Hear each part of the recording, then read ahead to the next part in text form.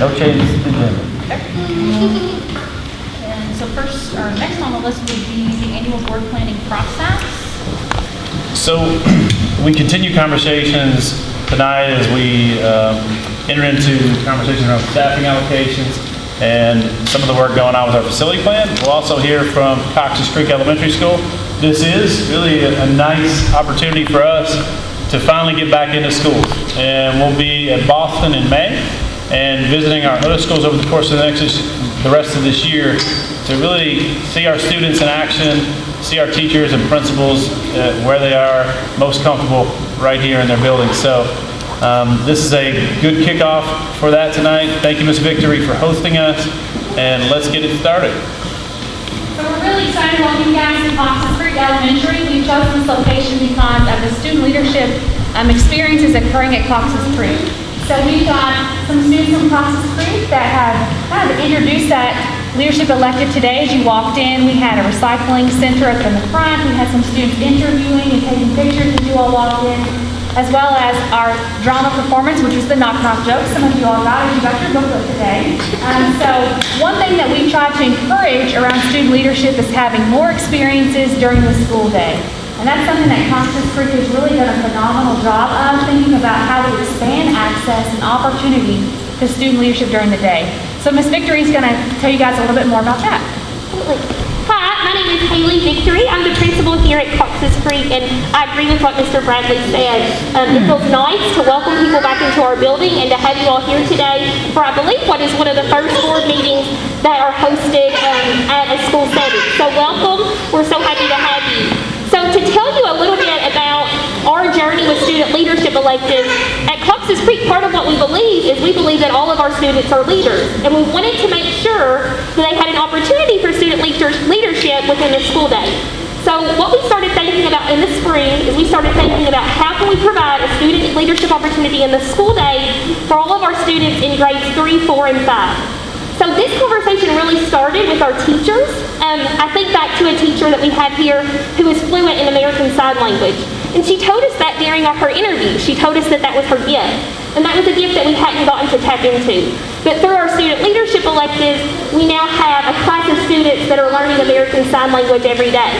I think about things like the yearbook that have always been something that we've completed as a staff. And now our yearbook is completely student-led. If you go through the booklet that was given to you today by our student leaders, those tell all about the student leadership electives. There's QR codes that you can take a look at. And that was created by our student leadership, our yearbook representative, Miss Trinity. So you've definitely seen leadership in action here today. So after our kiddos got to choose their student leadership elective, they worked with their teachers to draft a community impact plan. They decided who their community partner would be that they could learn from and partner with. And then we asked the question, how are you going to make an impact on our school? So I'm going to turn it over to these 5 leaders, and they're going to tell you a little bit about their student leadership elective. And we're going to be so loud. Hello, my name is Madison, and I'm here to talk about my elective, Little Kids Rock Ukulele. In my elective, we tune ukuleles, we play along to our favorite songs, and we learn the chords that play along to the songs. My favorite part is playing for others so that they get to hear my talent. Hi, my name is Ella. I'm the Performing Arts elective. In the Performing Arts elective, we are working on a play that we hope will bring joy to people in this time right now. We are hoping we can work with Stephen Foster's to become better actors and actresses. We were going to work on a play, but now it has to be a movie because of COVID. Thank you for listening. Hi, my name is Raylan. I'm part of the Green Team elective, and we have built a program so that the whole school can recycle paper. Hi, my name is Ethan Ward, and I am a recorder for the Lego Cox's Creek team. In my elective, we make videos for our whole entire school, and we also see what other electives we can showcase on Lego Cox's Creek. Did you know that we have worked with the school tech guys? Thank you. Hi, my name is Trinity, and I am in the Yearbook Student Leadership Elective. In my elective, we take pictures and create the yearbook. I have also made posters to advertise the yearbook around the school. In my elective, I make an impact by letting students and teachers remember this year and everything that has happened in it. Thank you for listening. Alrighty, thank you so much, guys, for sharing about that. As we talk to our students about this time in our school day, they talk about how it's their favorite time of the day. They talk about how they get to be involved with new students that they don't usually get to be around. We really believe in empowerment here at Cox's Creek Elementary, and this is absolutely a time of our day that they feel empowered. So something that we're trying to think about is we're trying to think about how do we grow this. This year we started with our 3rd through our 5th graders, but we know that we want these type of opportunities for our kindergartners through 2nd grade as well. Next year we'll have STLP in the school day. We will also have house leaders and student energizers during the school day. So this is something that we're really excited about, and we can't wait to see how it grows. I don't know if you all have any questions for our kiddos, but I know they'd love to answer them. How many times a day? One time a day. And it's Tuesday through Friday, because on Mondays we have Care Connect at that time.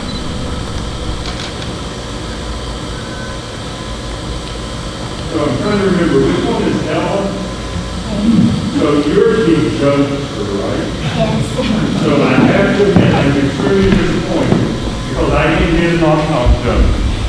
So I'm going to put you on the spot. Okay. I want my joke. Who's there? Dwayne. Dwayne who? Dwayne is had a clowning. Okay, so let me flip over here and make sure. So as Ethan knows, I said I think one of mine is I kind of got the warped sense of humor. So here's one back for you. Not a knock-knock joke, though. It's a dad joke. And my children hate my dad jokes. They groan at me, okay? Why does the bee, okay, bee, have sticky hair? I'm ready for the floor. Because what? Honeycomb.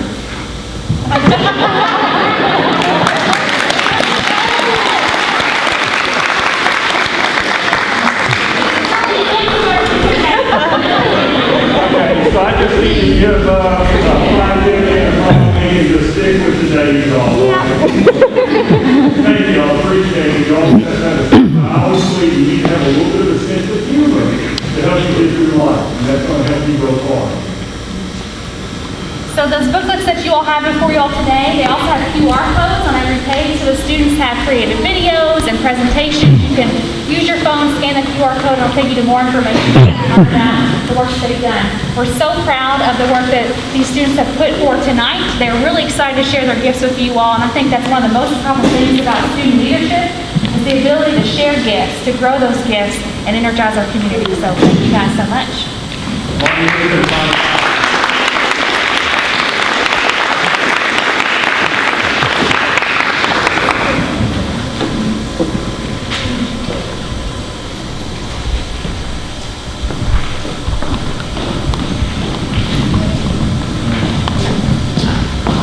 Item 4 on the agenda is our monthly consent agenda, and these are documents that were sent to us prior to tonight's meeting for us to review, and I'll need a motion to approve.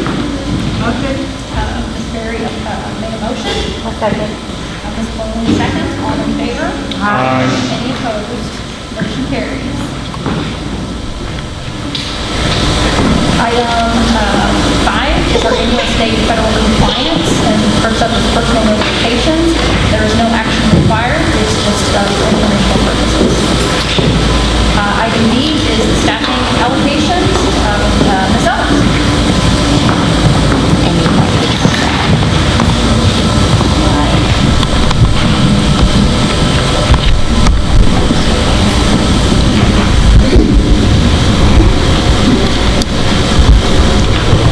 So the last time we talked about this was in February, and if you remember, we presented you with a bare bones staffing allocations because there were questions that we didn't have answered yet. Those questions were related to virtual students next year. We didn't know what that was going to look like. So we're here tonight to approve the final staffing allocations. We're required to present those to the principals and the SPDM councils by May 1st. So, Mr. Tom. So we still don't have a lot of information on virtual, and that information, because of that, is going to feed how we decided to do this year. This was just a reminder that the way the councils work is we have to provide a tentative by March 1st and a final by May 1st, and that's what we'll be approving tonight. So the important things to know is we did not change the staffing policy this year. It is staffed at the same ratio as it has been in prior years, and so there will be no difference for the schools. The other decision we made is because we don't know about virtual, we chose to staff as if all of our students, 100%, would be in person so that our principals could make plans for next year with a full staffing model. As you know, and we'll talk about this more in May, we have received some federal funds because of the COVID pandemic, and so we will use those funds to fund our virtual model so that our schools can go ahead and prepare with their full staffing allocations. So what you saw in March was based on an assumption that some students would be virtual. This has now been changed to assume that all of our students will be in person, and the staffing that for classified and certified, and even the Section 6 allocation will be based on assuming that everybody enrolled is in person. So I'm just asking tonight for approval of the final SPDM allocation to provide to the schools. Essentially, the last few months, we learned enough to know that we can provide full staffing in our buildings and also provide virtual learning.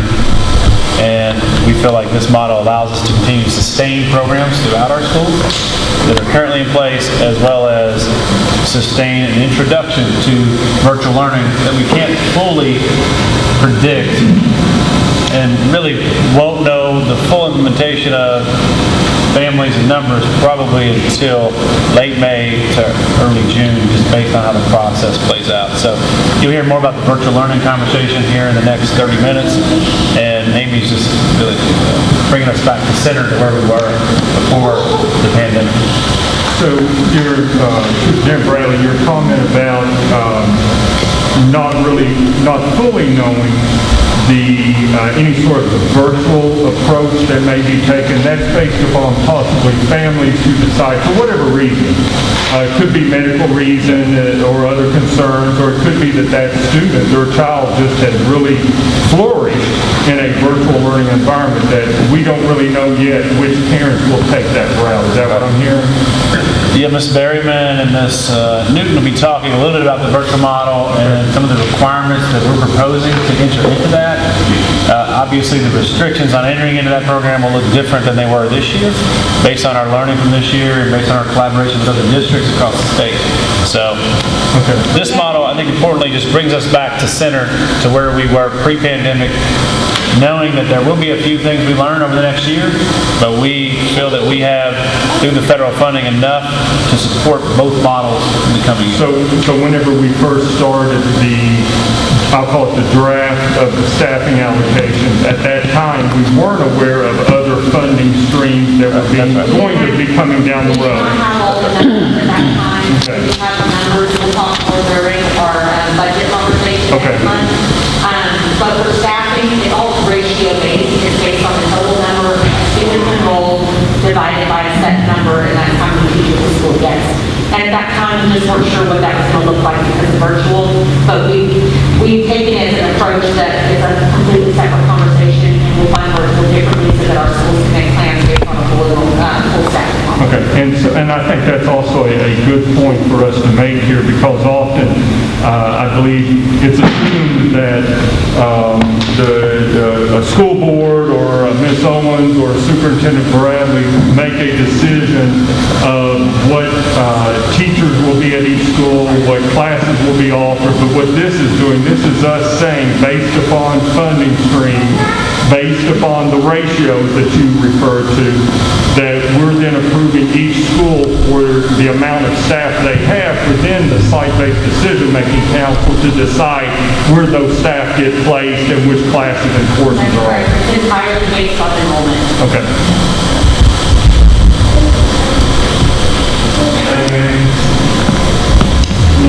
I'll make a motion to approve the 2021-2022 final site-based allocations as were just presented. All right, Mr. Jackson, a motion and a second. Mr. Dickerson, a second. All in favor? Aye. Any opposed? Motion carries. Thank you. Item C is the Sr2 Assurances, Superintendent Bradley. This is Karen Lee, sorry, I was thinking it was Miss Lee. Hello. So I will begin by presenting to you our Sr2 Funding Assurances. As part of applying for the Sr2 funds and receiving those, we are required to submit the annual assurances similar to what we do with any other federal program. So I am requesting that you would grant permission for approval on the Sr2 funds. Essentially, this allows us to participate in the federal funding process as a part of it. I'll move to approve the assurances for participation in the Sr2. Have a motion? Second. Ms. Berry, second. If I could ask a quick question, I'm sorry. Okay, before we vote on, the assurances piece here, when I see the comment about the state set-aside fund, is this also implying going after that additional $75 per ADA? Okay. We will be so- structuring the budget in such a fashion so that we can do that. Okay, because I know that there is a certain percentage that school districts have to meet that then allows us to have access to even more funds, and we are going to meet that to get the additional funds. Yes, sir. Okay, You have to. yes. Well, the school districts don't have to, but But it's highly recommended. it is highly recommended. They don't have to, but that means then they do not have access to quite a few more dollars. It's $75 per student. And in a district our size, that turns out to be quite a few extra dollars. So it's good to hear that we are ensuring we hit those ratios, those percentages, and the requirements to be able to have that additional funding. We have done that. So that's a good question that Ms. Breeding just asked. Is that just for this year? It is a 2-year spending for 2 years. And there will be an ESSER 3, which will be issued at a later time, and I'm not certain of the timeline on that.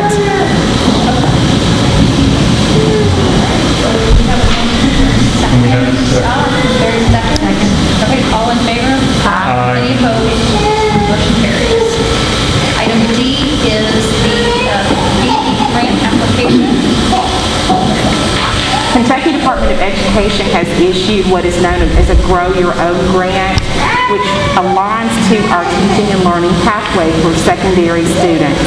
And so it's specifically intended to establish a teaching and learning pathway for high school students and dual credit coursework for an articulation agreement with university partners. And so we do plan to apply for this.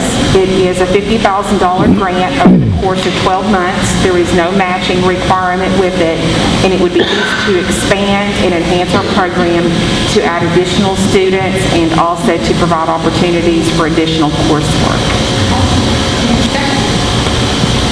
Need a motion to approve the application for the PE Grow Your Own grant. I make a motion to approve the application. Ms. Boland made a motion. I'll second that motion.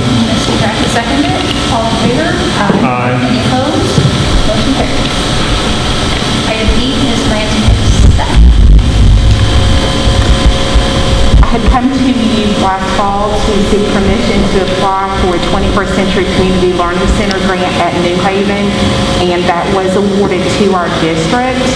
And so this creates an after-school and summer learning program over the course of 5 years for New Haven. There is no matching cost for this, no matching requirement. The grant is allocated at the rate of $150,000 for an after-school and summer program for 3 years. In year 4, it steps down to $112,500, and in year 5, it steps down to $100,000, and we can apply for continuation after that time. I'm requesting that the board accept the grant.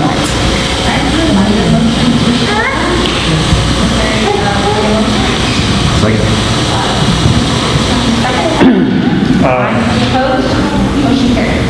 So I just want to reiterate, just as this somewhat uncommon. So this will be the second 21st Century grant we've received in 2 years as a byproduct of Ms. Lee's work in collaboration with New Haven. And it'll be over $1 million in after-school funding as a byproduct of that commitment that Ms. Lee's made with the principals. And this is not normal, right? So we have a lot to celebrate here, and I just want to celebrate that tonight with you.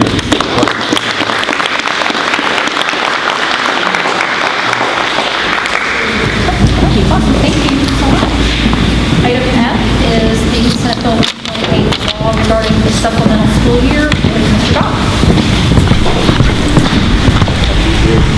So, you guys have heard about Senate Bill 128. It's been in the news a lot. That is the supplemental school year bill. And I just want to go over a little bit tonight. There's no decision required tonight. I wanted to kind of talk a little bit about the process and how we're going to turn this around. So, Senate Bill 128 signed into law, and essentially it says that by May 1st, school districts need to accept applications of those interested, and then by June 1st, you have to decide either to accept them all or to accept none of them. So there's a lot of guidance that continues to come out. ADE puts out a lot of guidance. KHSAA puts out a lot of guidance. Several different groups are putting that out. Superintendents and other districts across the state are kind of all over the board with it. So what we thought we would do is tonight talk to you guys a little bit about this process. Tomorrow, on Thursday, we would send out a communication to our families. That's a Google form. It's a very easy process to say if you're interested in your child repeating a year, that form would go out. They would have until May 1st. It's a very simple form. It would not take long. Once we have the determination of who is interested in doing that, we would review that with the schools, the principals, even have some conversations with families, ensure that the reasons, figure out what's occurring, why the request for the supplemental school year. And then on May 18th, we would make the recommendation to you all on what that process would look like from our perspective, and then obviously you guys would have the jurisdiction to vote on that. I think there's a few things that come into play. Obviously, student needs and reasons. Why do we want a supplemental school year is one key question. I think also what our principals say. Our principals, teachers are on the ground every day. They're working with these students. I think the intention of the law was for students that have maybe fallen behind, or families feel like they need another year of school to catch up. That's the intention. Now, I think what maybe unintentionally happened is the gates were open, and there might be a lot of different reasons that people are requesting. And we want to ensure that if we accept students doing that, it's within the intention of the law. And obviously looking at the number of students and implications across our district. If we have some of our schools, we have a lot of students in our schools. If we have a large number from one specific school, obviously we need to look at the staffing allocations, the numbers, the enrollment, all of those sorts of things. So all of that plays into it. So as I said, we will start on Thursday with communication. They'll have about a week and a half to turn that around, just an intent on a Google form. If that's something that they're interested in doing, then we would have conversations over the first few weeks of May, and then bring you a recommendation at the May board meeting. So that's kind of our process of where we are with Senate Bill 128. I have a question. Is there a minimum amount of students that in order, that have to be part of the program in order for us to be, say this is okay? No. So it could be either one student or it could be 100 students. Right. So the decision that the board makes in May would be we either choose to do this or we don't choose to do this. So if there's 100 students, we're saying yes to 100. If there's 1 student, we're saying yes to 1 or no. Okay, can you talk about those that are going to be seniors? What specifically would you? Okay, well, the senior can't take, this is the way it was explained to us. When a senior, if they have the credits, they will go ahead and receive a diploma. When they come back, they will still be an opportunity for those classes that were, you can't come back and take something if you've already passed it now. And also they threw in a regulation about the athletic part of it, you still cannot participate if you're 19 years or older. Correct. So KHSA, I think it's August 1st. If you are 19 before August 1st of your senior year, then you're not eligible to participate. That's current Yeah. law. So that stays in place. I think for seniors, this is the conversation really over the next few weeks. When we talk to high school principals, if we have 2 seniors, let's say, I think those are very individualized conversations, right? If we have 30 to 40 seniors, I think it's a conversation with Mr. Merrifield and Mr. Monette to say, what does this look like in your building? What's feasible? What's possible? What would be schedules? What would that look like? And why are students wanting to do it? If there are students, to your point, if we have students that need academic skills, then what does that look like to give them that if they can't repeat an English 4 class or an Algebra 2 course or something like that? So I think that's really why that 2 weeks in May is really important for us to be able to have some conversations at the local level and with families to ensure that we have enough data that when we give you a recommendation in May, we understand, the implications of that. Because I think then the next piece is if you guys choose to do this, in June we have to submit a plan to the Kentucky Board of Education, just showing what our plan is with those students and how we would devise schedules and what classes they would take and those sorts of things. So. Yeah, I just want people to understand it's not a cut and dry deal. Correct. You have to be, the schedule has to be followed. It has to have it all down in black and white so the KDE or the state board can okay it. So it's really something that these people need to think about, these kids need to think about too. Yep, absolutely. Well, with it being parent-driven, it's that conversation, I think, between the parent and their child. Depending upon, obviously, the age. In some cases, it's kind of hard for those conversations. Other cases, it may be a much easier conversation between the parent and the child about why it is desired to do what we'll call the do-over bill. Is that generically what it's been called? Yeah, I think one of the things that's also a little bit confusing that people have to sort through is really there's a process already in state law that allows kindergarten through 8th grade to repeat a year.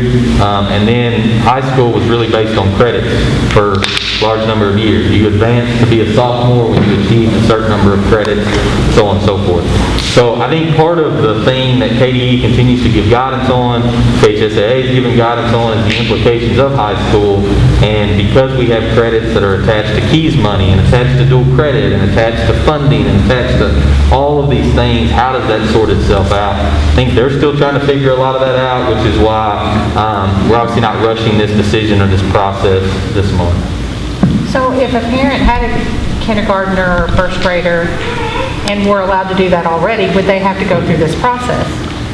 So I think, so one of the things I would encourage them to do that. I think it's going to be easier to have that information. And then I think if the board decides that this is not what we want to pursue, right? We don't want to pursue Senate Bill 128 and allow people to do that. Then I think at that point we at least have the information where on a case-by-case basis a principal can work with a family to make the best decision for that kid. I think studies will show, I think this is really important to know, is that generally holding a student back is not best for them academically. Right? There's not a lot of research that would suggest that that's helpful. There's a lot of implications on their social emotional. There's a lot of implications on not just that repeat year, let's say it's 3rd grade, but when they get to middle school and high school and they're older than all of their peers. So most of the research would suggest that that's not a positive thing. Now with that said, COVID changed everything, right? And so I think it's really having to look at who are the students, who are the families, what are the reasons, and how do we work through that process with them. So it provides an additional opportunity that could be considered, depending upon response, depending upon a lot of other facts that come into play. Sure, yep. It's also important to note that the law does attach SEEK funding to that student. So the student would still, if they repeat the year, would still receive SEEK funding. At the end of the day, we said, we're not going to pay with this, we're not going to do this. Parents still have an avenue that if they want, their child to repeat or something like that, whether it's good or bad or, whatever the experts say, they still have the ability to do that. K-8 they do, yes. High school is still very much driven by credits. So, you know, I don't have the number off the top of my head, but our high schools require a certain number of credits to be a sophomore, to be a junior, to be a senior, and that's what we would continue to follow.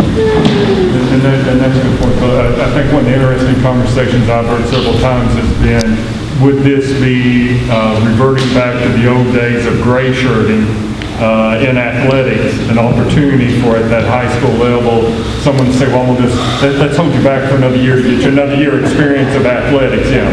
And that's not what this is intended for at all. That is not the intent of the law, no, I do not believe so. So I think there's a mixed bag around the state. There's really no consensus that I think districts have taken on. It depends on what we learn over the next 2 or 3 weeks. And I know it's a fast turnaround, but the law just arrived on our table, and then we have till May 1st to collect information. So we'll be working with our principals. We'll be using a district communication medium to get that out. And I'd say over the next 2 weeks, we'll be able to give you a pretty good idea of what we're looking at. Are we talking about 5 people, 10 people, or 50 people? And it allows our principals to begin those conversations. So. And don't we also have the option of a summer program where they can catch up some of that without actually being held back for that year? Yep, we'll be talking about that here shortly. All right. Okay. Then next on the agenda is the school start times. So I'm going to, we started this conversation last month. I want to invite Mr. Marchese up to help me with this. We, can you go ahead and click the presentation. We initiated this last month, I think, as we continue to look at operations. We continue to look at our schools. It's something we're going to continue to talk about. There's no decision tonight. What we do want to do after tonight is begin to engage in conversations with local schools and ensure that, you know, we have an awareness at the local school level of the impact and what that looks like. So I'm going to let Mr. Marchese talk a little bit about the process of... That's the wrong... where's mine? There we go. Where is it? Oh. There we go.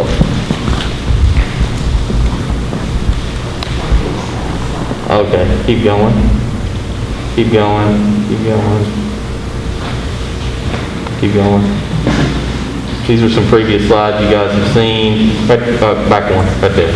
So I'll let Mr. Marchese talk a little bit about this process and we'll go from there. So you all know for years we've struggled to keep enough drivers and fill our routes and substitutes. COVID and all the joys that it brought with it amplified that struggle. Since the end of last school year, we lost 19 drivers. We expect to lose about 5 more this summer. The reality today is that bus driving is not a very attractive job. You know, it's there's COVID, there's masks, there's paperwork, there's seating charts, rider list, and it's a 20-hour-a-week job, part-time. So we're trying to figure out ways to make it a more attractive position. One of the things we're looking at is a double run system that would create more hours for the driver in their day.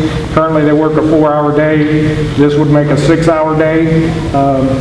With the double run system, basically we would pick up 1 load of students on an early run, drop those kids off at school, then go back out and get another load and bring them back. It's not a new concept. Bardstown City Schools do it. Hardin County does it. It's pretty popular throughout the state. We've thought about it here. We've never actually taken the lead here, but I do think it's something we could look at that would be beneficial. Geography and school locations play a role in how those runs would be structured. Bloomfield Elementary and Bloomfield Middle are very close to each other, so those students would ride together. Cox's Creek would follow that model so that we could allow for the Bloomfield Middle transfer. In the Foster Heights OKH district, Foster Heights is on one side of the tracks, OKH and Nelson County are over here, so you would take your Foster Heights students first, then go back and pick up your middle and high school students. Our K-8 schools, New Haven and Boston, they would look pretty much the way they do now. because of the sparse population, the broad area, and the transfer to Thomas Nelson. So all those students would probably ride together still. We would pick them all up together, drop at New Haven, drop at Boston, and then come into Thomas Nelson for that transfer. Special needs would be on a as-needed basis. But what we would do, we would have 6-hour positions. We would still keep some 4-hour positions for those drivers who didn't want the extra hours, the retired people, the ones with personal businesses. So we would have 4-hour positions, maybe special needs or some straggle routes that go around and pick up other kids. Possibly, we look at possibly eliminating 8 to 10 routes by doing this. We would get some of our older buses off the road, reduce our fleet maintenance, and we're at such a low point right now that no one would lose a job, no one would be affected. We would still have to hire people as substitutes and drivers at this point. Let me ask something. Usually we buy buses per year. Do we need to do that this year or not? We could always use buses. But you know what I'm talking about. I would buy 20 if I could. So I think the intention, as Ms. Marquez and I talked about, is just like you guys did with Chromebooks, right? One of the things that helped us during COVID was we didn't have to buy every student a Chromebook. We had been on a system. I think that's our goal in transportation. We don't want to have to buy 10 buses at one time. We want to be able to operationalize that expense. And I think in order to do that, we have to get the right number of buses and fleets, or the right number of buses that we need on the road. And I think this is part of that. Right. If we reduce our fleet, then the 8 or 10 oldest buses that we currently have on the road will come off the road, so we'll have a newer fleet on the road. Okay, but we normally buy six each year, so that's why that would save us money. Yeah, number would go down. The number needed would go down. Yes. Yeah. Right. Okay. At least this year, the upcoming year. Right. Yeah. I think for the foreseeable future. Well, each year the overall number, but it looks like this upcoming school year, we would have a reprieve on the need to purchase new buses. Right. But that means then the next year we would be back on a cycle, or that's right. We hope to get to that cycle. Well, $65,000 a bus. 95. Well, that's a cheap bus. Maybe it doesn't have a. And I think too, what it also allows you to do over time is to think about it from the perspective of by not spending it on 6 or 7 or whatever the year. We know that Jeff has other maintenance needs, maintenance costs that go into his. We know that continuing to look at paying our drivers and the number of hours that they have. All of those are important factors in recruiting the best people that we can. And so I think that's also part of that process as well. And we've done a good job of the last couple of years of stepping that pay up, but at the end of the day, it's a 4-hour day, and that's not a very good situation for a lot of people. So if we could get to 6, we could hopefully get some better candidates in. So I have 2 questions. This is the HR and me coming out. So what is the turnover rate for our drivers? Because obviously, the lack of drivers is really what's driving us. So what's our turnover rate with our drivers? We have been steady with losing drivers and hiring drivers. COVID just... Percentage? The percentages? I do not at this point, but I know from the end of last year we lost 14 and we trained probably 2. And we're not getting the applicants that we used to. Okay, so losing the 14, is there a reason behind, is it just because of the lack of hours? Is it? A lot of it was COVID. A lot of my drivers are older, retired people. The fear of COVID and the students and what they had to deal with at a part-time job. Yeah. It's really not worth the risk to them, so a lot of them just decided to go do other things. And then what strategies are we using to recruit? We have started a ad campaign on Facebook, some Facebook marketing. We're doing it on social media. Newspaper advertising, I don't think reaches people the way it used to. But it's throughout the state. Every district in the state, country for that matter, is just looking for bus drivers. So we've also been, this is not we've been using the banners in front of the schools. We've also started to create some job fairs over the past year. And really, I think this has been, I think prior to COVID, staffing wasn't easy, but it was stable. So, you were looking at 6, 7, 8 people a year annually. But at that time, so 2 years ago, we had how many drivers? We had 66. That was full-time. So now we have 49. So that reality is, of that 49, there were a few retirements, but I would say 80% of that was related to COVID, wearing a mask, and the challenges that there were some added layers of monitoring, with sanitizing buses and paperwork that came along with ensuring that we could contact trace if kids were positive cases. All of that combined together created a unique tension that I think Jeff, really, if it wasn't for Jeff and his mechanics and them taking care of people along with Karen Geese in the past year, we would have had to have done really a lot more significant route cutting. Would have had to have really got to a point where we wouldn't have been able to offer transportation in certain areas that were closer to schools that we are able to now. The truth is, and we've talked, Jeff and I talk about this weekly for the past 4 to 5 months, is their team has had to step up, and Jeff in particular and the mechanics are driving. What percentage of the time are you guys driving buses? Daily, twice a day. So that's a reality too of, I think, transportation departments across the state and the country. We've been fortunate that Jeff has a strong connection with people to be able to get it to a point where we've been stable for the last few months. I say stable in the sense of we've been able to make all the routes function. Right. We've combined double routes, triple routes, just whatever we need to do to get the kids to school. So what are some of the other districts doing? Are they doing incentive programs? Are they doing sign-on bonuses? Are they? I think one of the things that's interesting to me from an HR perspective with the buses, I think something to remember is, Jeff, and we've talked about this, it is a 4-hour job, but it's not like a job where you start at 6 and end at 10 and you have the rest of the day, right? So part of the unique challenge of bus driving is you have these 2 times during the day that you have to be there, right? And so that's definitely a piece of it. I think one of the things is over the past several years that I think has helped create stability before COVID was continue to look at the pay structure, and you guys making a commitment to make that on par with other districts, in neighboring areas. I think we're also having to look at, and one of the challenges he also faces is if we hire, like, let's say a teacher, for example, let's say that we hire them, they start the school year, they're ready to go, right? They start teaching. Bus driver has to go through training. We have to ensure that they have all of the pieces of that puzzle done, and so oftentimes we hire them, but then there's a delay in when we can actually get them started working. About a 6-week process. Because of that. And so I think we continue to work with Amy and looking at how do we structure even that process to make that more appealing to the transportation team and engage more people in it.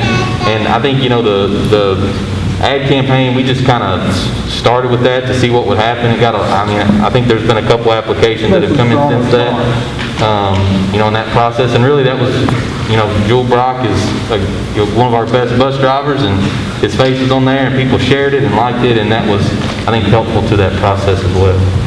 So we are looking at paying drivers for training, and that's a move we really want to move towards.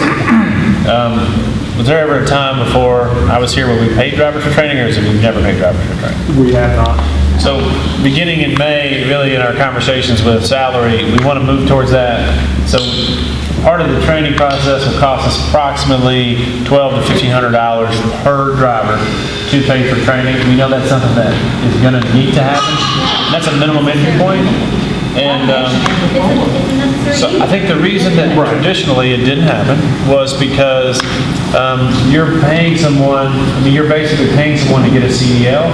And in some cases, as you know, that CDL, there's nothing that holds anyone to our... When you're in dire straits. Right. And then it's a gamble. It's a gamble because we've had people that get to that point and they couldn't pass the test. So we've invested time and resources and trainers, and 5 weeks later, they can't drive. They can't pass the test, whether it be nerves or whatever, and we can't put them on the road. So we have to send them on their way. Well, some of the kids that's on these buses, So I think it's a That's just the way commitment it to putting people first, right? This is a reality that we, for the last few years, have talked quite a bit about. And we're obviously at a point where we know that needs to happen with paying for training. Traditionally, it didn't occur because it was probably stable enough, it didn't have to happen, but we know that even if a driver can take that and move on to a new job, that's the reality for us, and we're gonna have to continue investing in people, so. We do offer a reimbursement. After they drive for 20 days, they get some money, and then after another 20, they get some money in an effort to keep them with us. But we have not paid for training at this point. And I think that's the purpose of this, is trying to get to a place, and it may be next year, maybe 3 years from now, where we're not in dire straits, right? That we have a process where people may retire, they may move on, but we have a consistent group of people that we're replacing. We've got the right number of routes, we've got the right number of buses that we're replacing every year, and it's a sustainable model, because as Mr. Bradley's right, Jeff and his team they've been phenomenal this year in what they've been able to do, but I know that it's been very, very tiring on them, in addition to his responsibilities, driving multiple routes every day and having to reconfigure routes every day to make sure that we have people to pick them up and drop them off. It's been a challenge, so. And the referral program. We've talked about that as well. Yeah, right. Yeah. So I think that also allows us, I think we can come back in May in Boston to talk more about this, and to talk more about the driver salary for 2021, 2022, along with these other layers. We've been in this conversation for a few months, really a few years, but really more concertedly about the future for the last few months. So this, just to be clear, this conversation is going to move to site-based over the coming weeks, yeah. From now until the May board. And we'll come back in May and talk about this further. So. You're doing a fine job, Bill. Thank you very It's much. not me, I've got a lot of people You've that. got a lot that of help me out. around you that you make it better. Yes, thank you. Thank you, guys. Due to the formal nature of graduation every year, we vote on the time. We already voted on a date. We've had to work with principals to think about what this looks like. And it's unique this year because we're taking it outdoors. And we're taking it outdoors so that the capacity can increase for families and that we can be in alignment with continued expectations from the state and the CDC. So there is a graduation date set for Friday, May 28th. In the communication to families, we're also adding that in the event of rain, we're going to move, if it happens, it will be moved to Saturday at the same time. That obviously notice would go out earlier in that day if we saw there was a massive rainstorm or something that was going to impact it. We wanted to provide that as an option because if we choose to move it to the gym immediately, we're going to lose tickets and families and parents won't have as many options. So that's why we chose this route. I think we want to obviously shoot for great weather. Thomas Nelson would be at 5:30 on their football field. Nelson County High School would be at 7:30 on their football field. And that would be our entry point. We know that we're going to have a backup plan if we do transition. That day also allows us space to make the transition. So for this year, for the first time in history, we have a backup day for families. So it puts them in a little bit of a tricky spot if they have to be flexible, which we still feel is better than them not being part of the ceremony at all. If in case we have a 2-day event of weather, we would move it into the gym on Saturday, and the parents will be communicated with in their communications with the local school how that impacts seating. It impacts Thomas Nelson in a different way than it impacts Nelson County High School because the capacity in the gyms look a little different. And that's just a byproduct of the way the schools were designed. So just so you know, that's where we're at. We do vote on this as a formal process because it's part of the state requirement as we look to diplomas and so forth. So Friday on the respective football field, if bad weather at some point early enough on Friday would be announced it's moved to Saturday, at the same time still at the football field, but if it ends up looking like inclement weather that night, then the backup to the backup is inside the gym. Exactly. And it does sound like that both Thomas Nelson and Nelson County High Schools will be developing the approach, if they have to go to, they'll be at that school building, they'll be developing the approach on how to figure out how many capacity-wise can actually come into that gym, based on CDC guidelines. Yeah, they've already got those numbers, and they'll be communicating that with families so that they know how they're gonna have to do that. Okay. And, yeah, we got 2 days there, and hopefully we can make it on the football field. Any further discussion? Then I'll need a motion to set graduation times and location as presented. Motion. Mr. Jackie made a motion. Second. Mr. Dickerson, second. All in favor? Aye. Any opposed? Motion carries.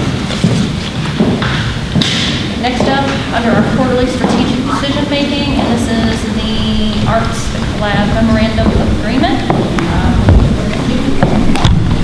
Good evening. At your tables, you will find the World Awaits magazine. This was a publication that was shared with our students and families, grades 8 through 11. And kudos to Cash with our creative media team because she led this project and did a great job capturing photos and graphics, really helping share ways that we are uniting the gifts of people, place, and purpose in this community. And really focusing on increased opportunities to unite our students to professionals and community mentors and places. And I'm sharing this with you because if you will look at page 25, you will see information about the Arts Collab. And Miss Newton and Miss Berryman have been leading this work with community partners on ways that we can increase opportunity and access in the arts for all students in our district. So I'm going to let Miss Newton go a little deeper with the conversation around our request for this evening. So as you all know, the Arts Collab will be taking place at the Stephen Foster Amphitheater. And through that place-based partnership, we've been able to be connected with several different folks that have been huge in the arts community in our county and in our town and really in our region. So one of those folks is Jen Warren, for those of you all who are familiar with the Stephen Foster story. She is a tremendous asset to our community. They've played a huge role in arts for Bardstown and continue on the legacy of the Stephen Foster story. And throughout our partnership with Stephen Foster, really she has come to the table with a tremendous amount of thought-provoking conversation, be able to push our assumptions of possibilities around the arts and really thinking big about expanding arts in our community and connecting us with folks like Bardstown Community Theater, connecting us with folks in the community for expanding outreach to elementary schools and middle schools and thinking really big about this. So we would like to include her as a part of the Arts Collab conversation for next school year. So it's kind of like a bill hand currently at the and Laura can speak to that a little more.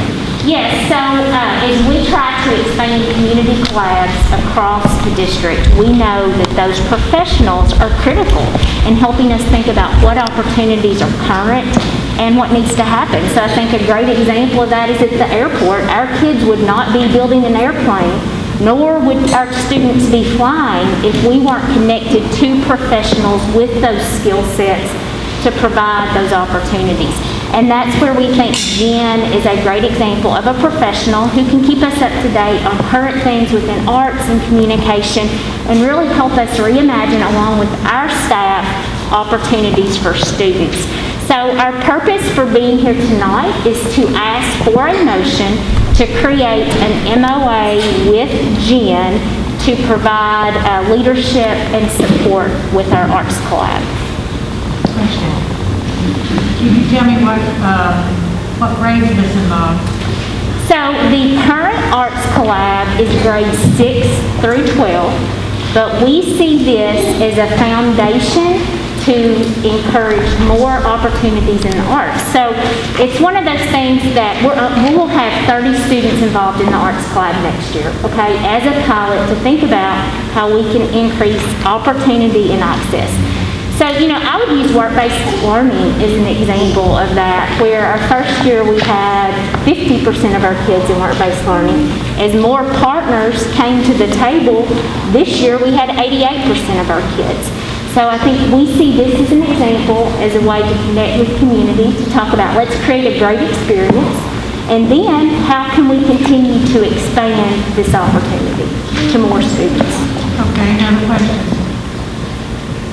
Are you telling me that a sixth grader will be in the same as with a 12th grader? Will they be in a class together? Yes. I don't like that. So No, I think too, let's talk a little bit more about the classes and the setting that they'll be in. So we have a really great opportunity to explore some different ways to excavate against around art. So there will be a cross-curricular opportunity within the classroom. So there's a backstage area that we have designed to be a classroom for that experience. But there will also be some times where they'll have private lessons as a part of the Arts Collab experience, in addition to a community internship model. So I know some of you are familiar with Cameron and his work with the creative team and his work towards graphic design, creating the dolly artwork in the books. It's the same type of model. So it's hands-on experience and also one-on-one experiences with the Arts Club in addition to the cross-curricular experiences in the classroom. I don't mind the one-on-one stuff. It's when you put sixth graders in a group with 12th graders. That's what my concern is. So I think we see this as a great student leadership experience because what we've seen through even some of our current collabs this year is that our high school students really step up and be leaders in that learning experience. And we see great opportunities to connect high school and middle school, and our high school students helping lead some of these experiences. So they would be... It just doesn't sit well with me having sixth graders with 12th graders. That's what I see, because there's enough stuff going on in high school students as opposed to middle school students. And to me, there is, because I come from the art deal, you know, with choir work and all that.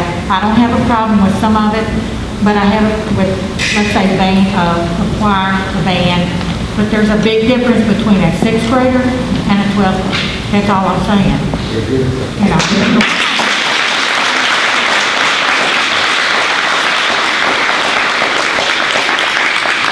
One-on-one stuff doesn't bother me because you're taking a lesson, you're taking independent work. That's fine. But there's just something about mixing, to me, as a parent. I'm thinking about it as a parent, as a mother.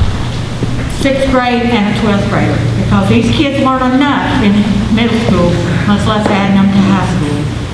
And you can look like that, but I'm telling you, as a parent. Do the other plans have sixth graders and 12th graders too? No, they don't, but we felt that this would be a great place to start with that. And, you know, as a mother of a sixth grade student who comes to Nelson County, I'm excited about the possibilities to be able to connect her to opportunities, because I think some of those upperclassmen, again, could be great leaders in that work. And it also makes me even think about our community-based work experience, where we have high school students connecting with community mentors and the power of that work and the impact that they've had even on our high school students. Are these high school students that have these community mentors, are they in this arts collab? I don't quite understand your Well, you question. said that high school kids are connecting with community mentors, which is bringing back to the high school, which is making kind of a stronger high school kind of student leader. So are any of these students in this collab? I think we see student leadership permeating throughout the Arts Club experience and within the Arts Club itself at the amphitheater, but also our Arts Club teachers are really energized about the fact that some of those student leaders in the Arts Club can then help lead experiences at Cox's Creek and at the middle schools and help to expand different arts programs and opportunities for our students. Is there a way that maybe we can do a hybrid kind of model with this before we immediately go right into 6th through 12th grade? You know, is there, an opportunity for some kind of a hybrid to still accomplish the same thing, to kind of keep them separated? I think this is a pretty small start, but we have started that at the airport. And what's the number of kids, Caroline, I know it's a small number, of middle schoolers that we're starting this process with? What's the anticipated number? Every middle school gets 3 spots, so it's an intentional selection process that those families and students have opted into to be part of that experience. So of the overall percentage, where the highest number of middle school kids would be 12? With 30 students total in the experience. I don't want to make this decision tonight. I don't either. So the decision isn't about the model, the decision is about the MOA. They're two different, this is not about the kids enrolled there. Yeah, so the request is, would the board approve an MOA with a community professional to help lead and create experiences in the Arts Collab? Right. Okay, as long as this, all this is about getting a person, not doing anything else other than reaching out and getting her to be the leader of the class. Is that correct? That's the request. Okay, so we're not going to decide whether we're going to mix the 6th grade with 12th grade. Is that correct? We're going to take her. Yeah, that's not a decision that's being made. Yeah, Yeah, that's what I'm saying. This is only to make sure that she is going to be the grand poobah, okay? The decision is for Jen Warren to join the Arts Lab. And that's it. Yes. Tonight, that's it. Exactly. Okay. And then the second part of it, is that something that requires board approval, or do you think that's strong? You mean the kids in the program? Yeah, the structure of the program where it's 6 to 12. I mean, I think it's naturally something that we would talk about and we would come back to the next 4 weeks.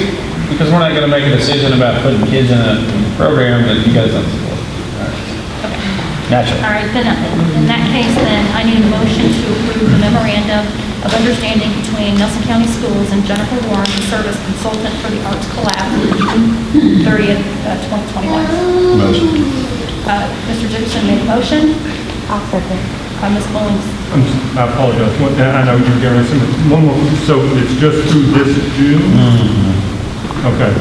Yes, so we will be coming, I will be coming to you to ask for approval with Mr. Hammond's positions, and we will be asking if we received approval tonight to extend this next year. Okay. We are using federal funds partially to support this one, so it's a little different funding source, but we will be coming to ask an additional request going into next school year. To be able to get everything on a cycle? Yes. Okay. I just wanted to make sure it wasn't a typo on the year date here. Thank you. Sorry. Okay, all in favor? Aye. Any opposed? Motion carries. Thank you. Thank you. Ms. Mullins. Next is the continuation of learning plan with Newton and Ms. Garrett.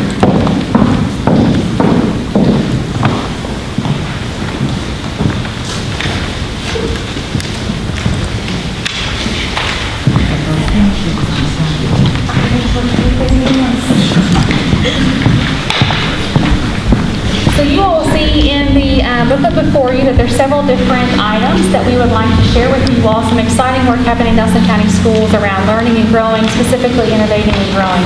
So on the inside cover, this is what I wanted to focus with you all first, is around Student Summer Energy Camp. So this is occurring K through 12. These are designed by the local schools based upon student needs around things like transition. So the transition from preschool to kindergarten, make sure we're providing additional support for families and students with that, around literacy in that, in addition to student leadership experiences.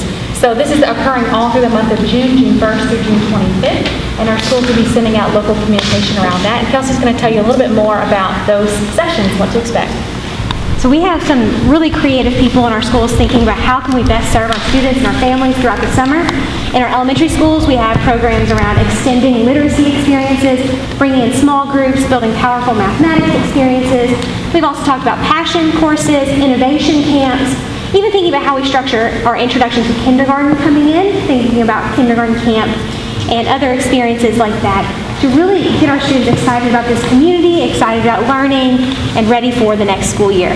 The high school level and middle school level, we have very similar activities with literacy and math. A lot of those are embedded into passion courses such as cooking, some STEAM courses such as aerospace, as well as some ACT boot camps and other house stewards, leadership opportunities across our schools.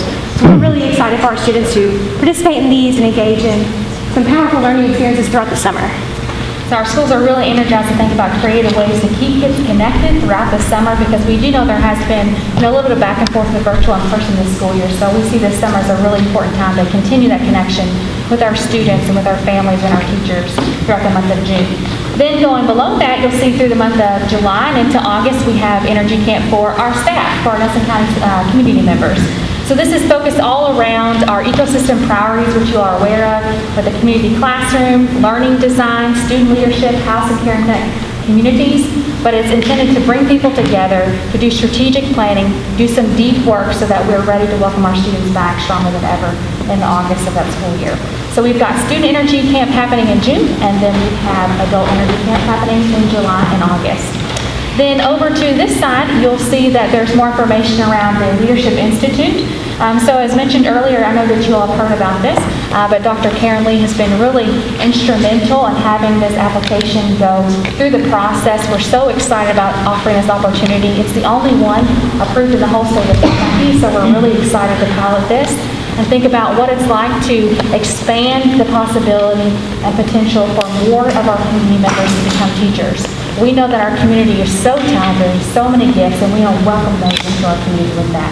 So that will also be launching in July 12th is the first date for the Leadership Institute for people who want to become teachers in our Nelson County Schools District.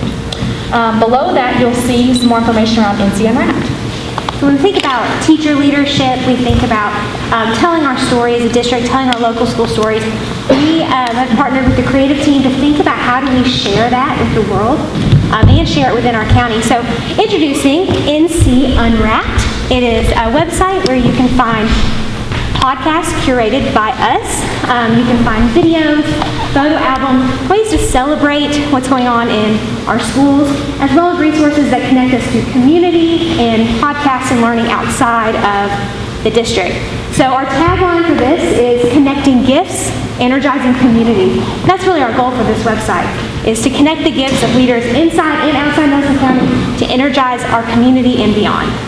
It's a digital platform to essentially extend the conversation. So sometimes we have these, not sometimes, we often have these really powerful conversations with community leaders. We learn more about their stories, their students at the table, but the only people privy to that conversation are in that room. And when we leave that room, we lose some of that.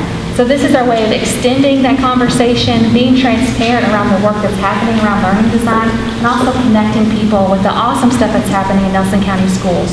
So if a teacher at Cox's Creek or Foster Heights is doing a great Community Unite, a learning design project, a teacher from Bloomfield Middle or from Thomas Nelson can also tap into that resource and connect where otherwise it might be, maybe they don't know what's going on. So we're really excited about this, and this QR code can take you to the NC Unwrapped site and also to our podcast that we have created with internal content around the community collab. So episode 1 has been released around the education collab that you heard about last meeting, and then we'll have our health science collab releasing next, and then after that will be the arts collab. So you get to learn more about that series. So this is going live to everybody in the district the first week of May, so we're really excited about this conversation with us. Speaking of digital leadership, the inside paper of your foldable is going to introduce you to Connected Campus, and I'm so excited to bring this to you today. Connected Campus is going to be our virtual learning model for the 2021-2022 school year and beyond. This is going to look like a 6th through 12th grade model, hopefully one that we can evolve and sustain for years to come. So this is one that isn't necessarily a reaction to the pandemic, it's not a reaction to COVID. It's something that's going to allow us to leverage some really great opportunities with emerging technologies and the future of school within this smaller program. So it's called Connected Campus because that's really what we're doing in this model. We're connecting students to people through building personal learning networks, both in person in the community, but also virtually globally. We also have their connection to place, looking at how do we involve our students in community more with a flexible schedule, and then really connecting them with their purpose through these agile, individualized learning experiences. At the bottom of your front page, you'll see the timeline. Through the month of April, beginning of May, we're going to be talking with families to see interest in this model, interest in joining Connected Campus. At the end of April, beginning of May, we're going to launch our website that will have the application process available for families. At the beginning of June, we're going to close that application process and let our team of Connected Campus leaders think through how do we best serve these students, what's the best fit for these students, and then present that to families in July, where we'll start meeting with families through July and August to develop a really strong individualized learning opportunity that we're going to talk about in just a second. Sorry, there's a lot. So we have 3 big commitments for our Connected Campus model. The first is with a weekly Care and Connect, knowing that our students are going to need to be connected with their teachers. They're going to need to be connected with other people. So guaranteeing that at least once a week, that student is face-to-face through a Google Meet or in person with that instructor. Second is a quarterly family meeting. So once a quarter, the family and the virtual student will come in person, meet with the instructor, allow the students to reflect on their experiences and showcase the work they're doing and discuss progress and growth and goals for the following quarter. And then this is a semester-long program. So at the end of the semester, families can reevaluate if they want to stay with Connected Campus or move to an in-person learning environment. We know that this is going to be a lot to ask of our students. It's going to take a lot more a very specific kind of character to pull this off the first year as we're exploring these different models. So below those commitments, you're going to see the profile of Connected Campus students, knowing that our students need to be highly connected to people because they're going to be building networks through this model. So they should already be someone who's an open communicator, ready to connect, ready to build relationships. Someone who's highly involved in the community, who's connected to place. And then someone who is strong in task management, time management, because a lot of this is going to be independent, and it's going to be something they are going to track, as well as their family is going to be connected to that as well, and goal-driven. So we want students who are ready to tackle the things they want to create in their life through their personal goals. So that's an overview of the student. Let's get into some of the experiences the students are going to have. And that's going to be in the middle. Where did you get the model for this? Well, we have a team of principals that came together around January who started thinking about what this could look like. We reached out to 6 different school districts in that time, and since then we've reached out to about 3 or 4 more and kind of pieced together parts that we liked, parts that we knew that were successful in our schools, and really focus on the parts that haven't been successful to find a way to make them more meaningful. Really thinking about how do we provide a learning experience through virtual that isn't just a student and a screen. How do we allow those students to have that flexibility through virtual learning classes to conquer their goals, to create what they want. And I think that was really the inspiration for that. It's like that create the life you want to live, inspirational drive. So it's been really a team effort of pulling some different examples from different districts to build something that's really unique for us. So Kelsey's done different meetings with students who have opted into the virtual model throughout the school year, as well as high school principals, elementary principals, middle school principals, family members, and really gathering their input on what was successful for them and what experiences they wish would have occurred or experiences they would like to see next year for the select few of students that want to opt into a model like this. Okay, and you've already set a criteria for these, for what you're looking for? That would be that type of student that you're looking for? That profile of student is the starting point. We're still working with our team to solidify the protocol for that application process, but that profile of the student is our beginning touch point with creating that criteria. Okay, great. Yes. Okay. Well, I'm not. So I think to summarize that, Kelsey, it's accurate to say that it would be a high-functioning student. Correct. That would be a good candidate for this model. Correct. So let's talk a little bit about the experiences in this model. Like I said, we've talked to a lot of districts, and from what we've learned, a student in front of a screen working with a program without a face isn't successful.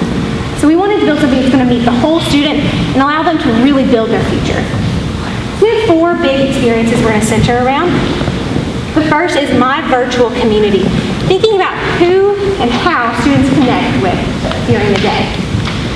we talked about those weekly care and connects between the student and the teacher, but also thinking creatively of how we can connect these virtual students together, whether that's in person, coming together somewhere at the library to study, or somewhere collaboratively, or maybe through a virtual care and connect.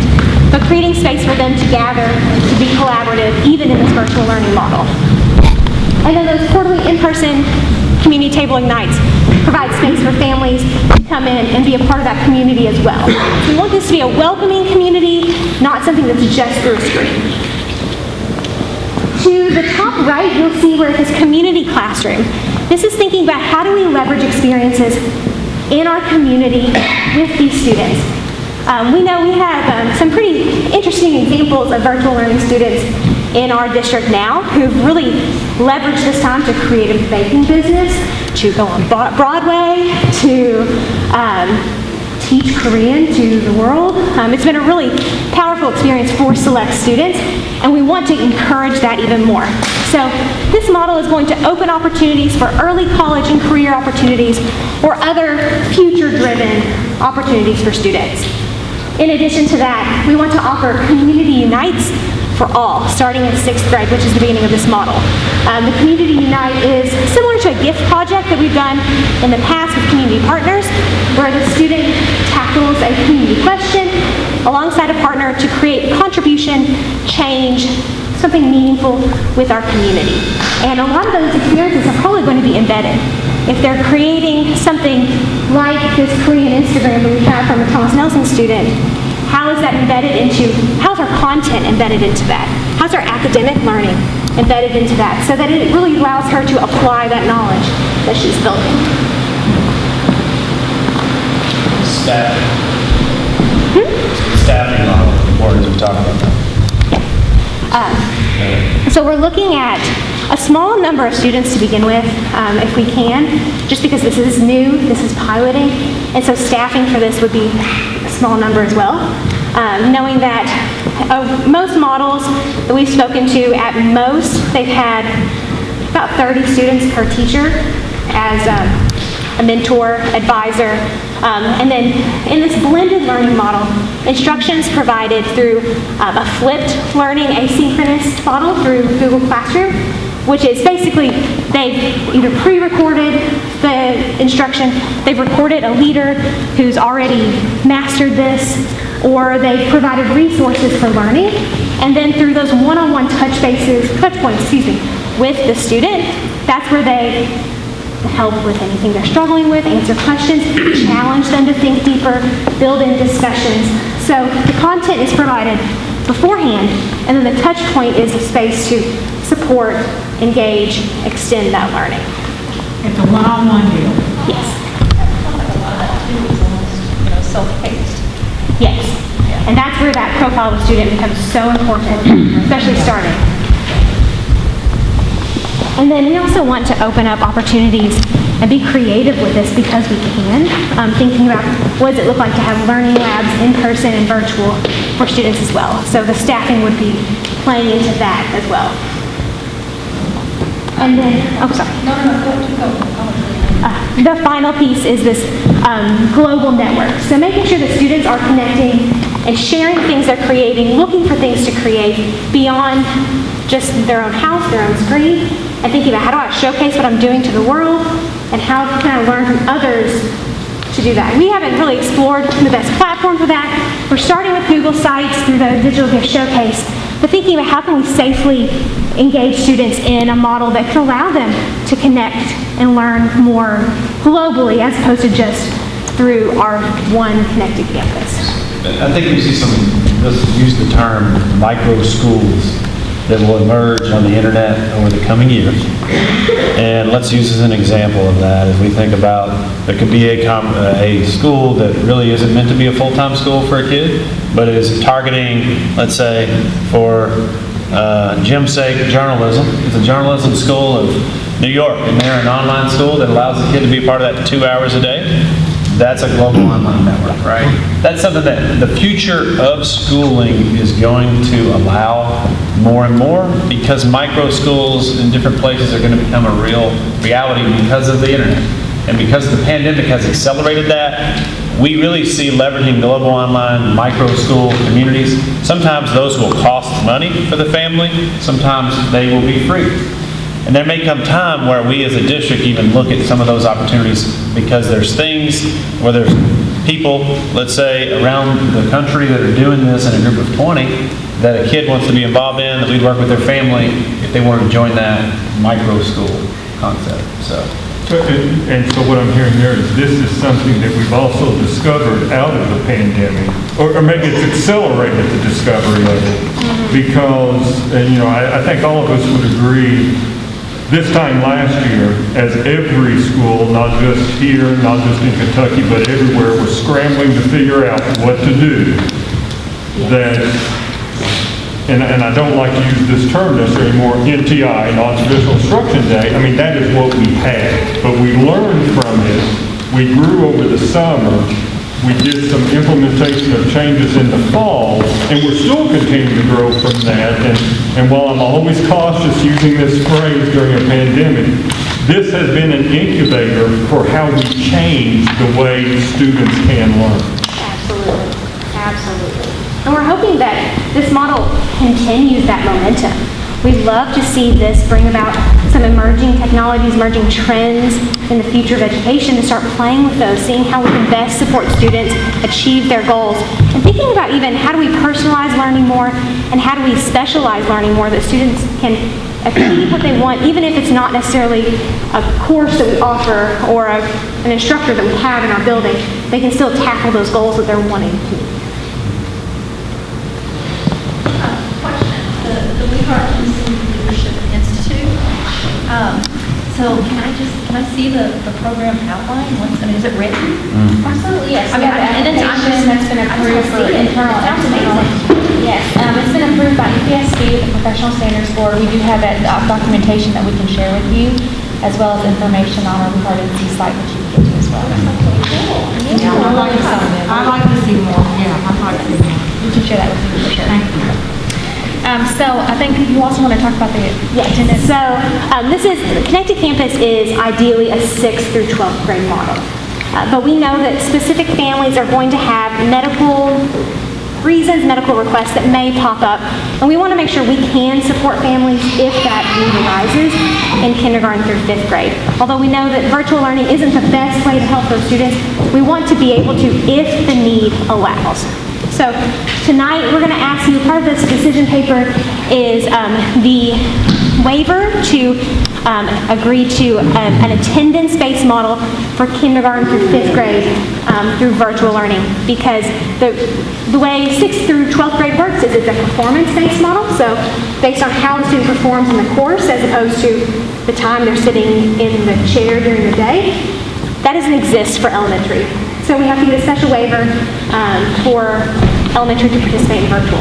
So our ask is that you approve that so that we can have that to support our families if needed. And that's one component of the larger piece of the decision paper, which is the continuation of learning plan. So this is a part of the CDIP that all districts are required to complete. It replaces the NTI approval form that you all are probably used to in the past. So in the past, districts could opt into it. It's no longer an option. It's a part of the process for the CDIP. So many of the things that you saw outlined within this booklet that we gave to you is in the continuation of learning plan, really outlining short-term and long-term learning plans for when regular learning cannot occur during the school day for various reasons, whether it be weather, a medical reason, or a student that just really wants to opt into a different model. So we are going to make the motion to, or we would like to ask that you all would make the motion to approve the continuation of learning plan. So this waiver that would be approved here is what is required to be submitted to the Kentucky Department of Education by the end of this month. Is this the waiver we're talking about? Yes, correct. And it doesn't mean that anything definitively will happen. It gives us the opportunity if the need is there. Yes, absolutely. But from what I'm hearing, Ms. Breeding, some of your comments and some of what we're seeing, it's almost like, why would we not want to be able to have this opportunity, right? Right. We expect a very small percentage of students that fall into this opportunity at the elementary level, but we want to allow ourselves an opportunity for that. The flexibility of having that. Again, it's another option. Yeah. You know, it gives the students a another option, and I just think that's great. Okay. All right, so any further discussion? Are you all finished? We're good. Oh, I'm sorry. Okay, yeah, I'm sorry.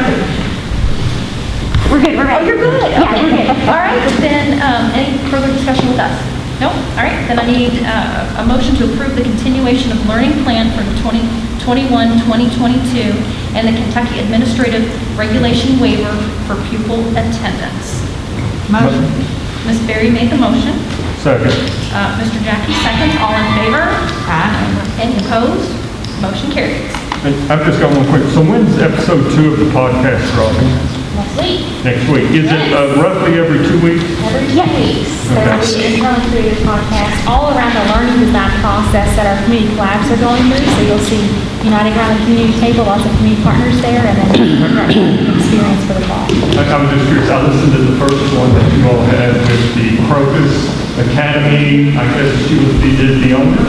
Yes, Brenda Hayes. And it was real interesting listening to her views on what we can provide to the earliest students as well as older students who want to end up going into preschool education or early learning education. So, it was very interesting. It was nice to listen to that on a very boring drive. So. Thank you, guys. Thank you all. Thank you. Thank you. All right, next on the agenda is the Future Center Facility Plan and LPC.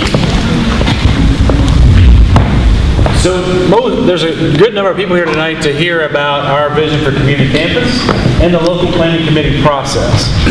In order to support you, we're going to take a brief pause because there's a few documents. Really, it depends on your interest. So first of all, the book that we're going to be going through that all teachers across Nelson County all employees across Nelson County have been going through over the past few days to start that conversation. We may have enough copies for everyone, we may not. We're going to place those in places and hand those out if you're interested in that. It's the same document we're going through here. Secondly, there is another document that if you're interested in how schools are funded or how facilities are funded in particular, and or taxes, there's another document that we have because sometimes these conversations all come together. So in order to support that, we're going to have a few people walk around and hand those out, and then we'll get started. So, go ahead.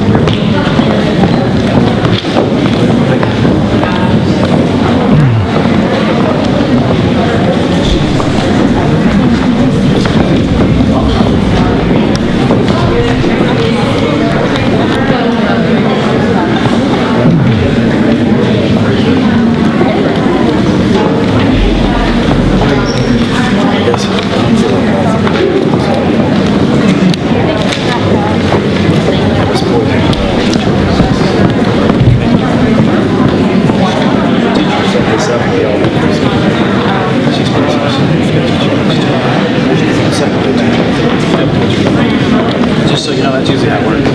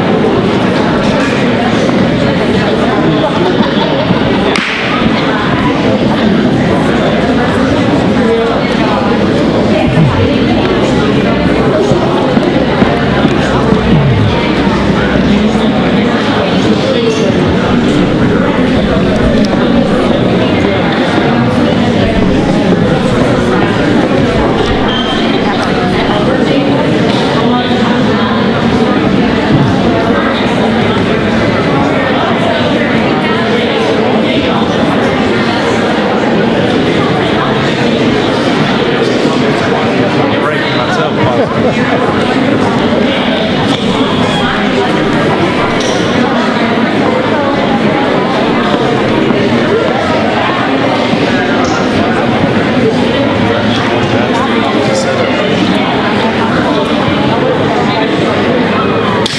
I want you to go back with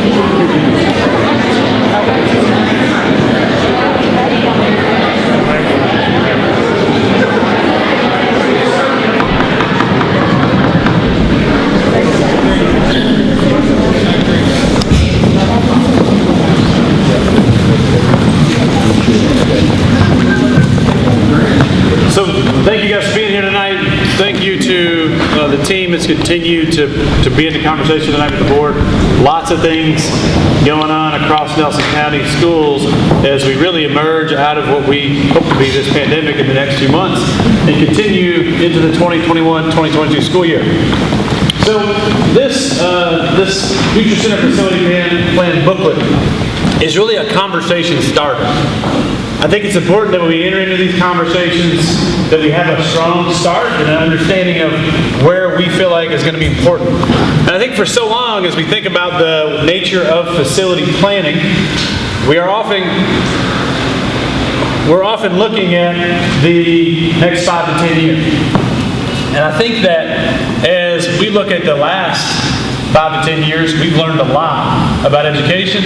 We've also learned a lot about what the future will demand. In fact, I think the last 5 to 10 months have also accelerated our ability to see further into the future. As some context, 2 years ago, the Nelson County Schools started in the local planning committee conversation, which is really the legislative arm that allows for any facility funding to occur that would lead to any significant change in the school district. That occurs every 4 years in every district across the state of Kentucky as a part of law. In Nelson County, we did that 2 years ago. And at the time, to be frank, we were just getting a conversation started. I personally was transitioning in a new role, and the funding pattern wasn't clear around how much funds we were going to be able to utilize for the future of school. All those things considered, we made no recommendations on the future of facilities other than evaluation of buildings and started an initial conversation with the community about what the future could look like. That was all really just a beginner conversation. Some of you in this room were a part of that LPC process. And over the coming weeks, we'll begin to reconvene our local planning committee. The local planning committee is made up of 20 people that then forward on a recommendation to the board that really then forwards that on to the Department of Education for any type of conversation. With that said, that potentially at minimum is a 3-month process that allows us to navigate and talk through what is the future of school demand for Nelson County schools and our facilities. So I say that to say, it's good you're here tonight because this is the beginning of that conversation in Nelson County schools. As we look over the past few years, and really I think even the pandemic, what we've learned is that the future of school is good. School's not going away. In spite of all the mythology around the future of online learning and what schools should be, or charter schools, or whatever consolidation is happening across the world, school's not going away, and we're confident that connecting people in our school buildings is going to be the most important piece of our work. We do recognize that what it looks like in 2030 for kids to learn online, we can't fully predict. But we also know that there's nothing that's going to replace a community of people coming together in a place to be fully engaged. So on the backside of this book, this idea of uniting people, place, and purpose is at the foundation for this conversation around facilities. And to be honest, those of you in the room today that were a part of the school transition in 2010 when Nelson County High School became Nelson County and Thomas Nelson High School, if we knew what we knew today, then, if we could have seen into the future, I believe that we would have recommended a 6-12 model in 2010. And what I talk about today will reiterate that throughout the conversation. But there was no way for us to see that. There was no way for us to understand some of the forces at play. And today, as we look at this conversation, I think we can also look to the past. On the steps of Mount Kentucky Home High School in 1969 were some of your parents, some of your friends, some of our teachers in Nelson County schools. My father was in the school at this time. The following summer, these students would transition to open up Nelson County High School. Why does that matter? I think it's important that as we look to the future, we learn from the past. And this group of students were a part of the Civil Rights Movement. They were a part of the Vietnam War. And they were a part of some unique social changes that felt quite fast and furious at that time. They didn't have quite the news networks that we have today with continuously streaming information, and they didn't have this to fill their world with news, whether that was real news or fake news, whatever news falls in between. Here's our reality, is what we can learn from this group of people is that they could not see the future in the same way that we see it today around technology. And we can also learn from this group of people that there is great possibility of people coming together in change and transition. So we also look back over the last 120 years to see what really, not that long ago, is radically different than what we have today. And as we think about the future of the way we organize facilities, the way we do school, we can only imagine what's going to happen over the next 20 or 30 years. So if we look back to 1900, we had 80 schools in Nelson County. 80 different schools on record. There may have been a school called the Plum Run School. In fact, there was. There may have been a school called the Dickerson School that was really made up of the Dickerson family and 6 other people. Because largely these schools were funded by families. There was really no governing anchor to fund schools. It was communities paying money to teachers to teach their children. Some people obviously didn't go to school under those constraints. Some people didn't participate in that conversation. As time allowed, and technology and the economy and industrialization continued to evolve, the federal government and the state government started to fund public schools. And that led to the beginnings of what became really Nelson County schools as we know it today. In this conversation, I think it's important that we see it felt like radical change at that time. We went from only transitioning from I guess it was your feet or a horse or a donkey to automobiles and buses and all these things in the course of a few decades that allowed communities to come together. Whether we think that's good change, whether we want to go back to the 1900s or whether we want to go back to 1980 and move before the pre-internet era, or not, isn't really the issue. Because these students here, most importantly, as you drive down this road on 245, there is a drive-in movie theater. Life in school was a little bit more like a drive-in movie theater in 1969. And today, as we know, it looks a lot more like Netflix and YouTube. And school also looked more like a drive-in movie theater or a theater than it does today, as it will continue to evolve for choice of students, for choice of families, and for choice of professionals. That is a reality that is a part of this emerging world that we continue to enter into. So, similar chaos, different time, different reality for them in the workforce. I think it's also, if you think about the last 60 years, our schools my father grew up in started as desegregated schools at that time. So desegregation happened in Nelson County in 1959. That's not that long ago. In 1963, schools were all white, 17 were all black, and at that time, all the teachers were of the same race as the students. As you know, the world has changed drastically since then, but that's really going back to 1959 when integration slowly began in Nelson County and across the country.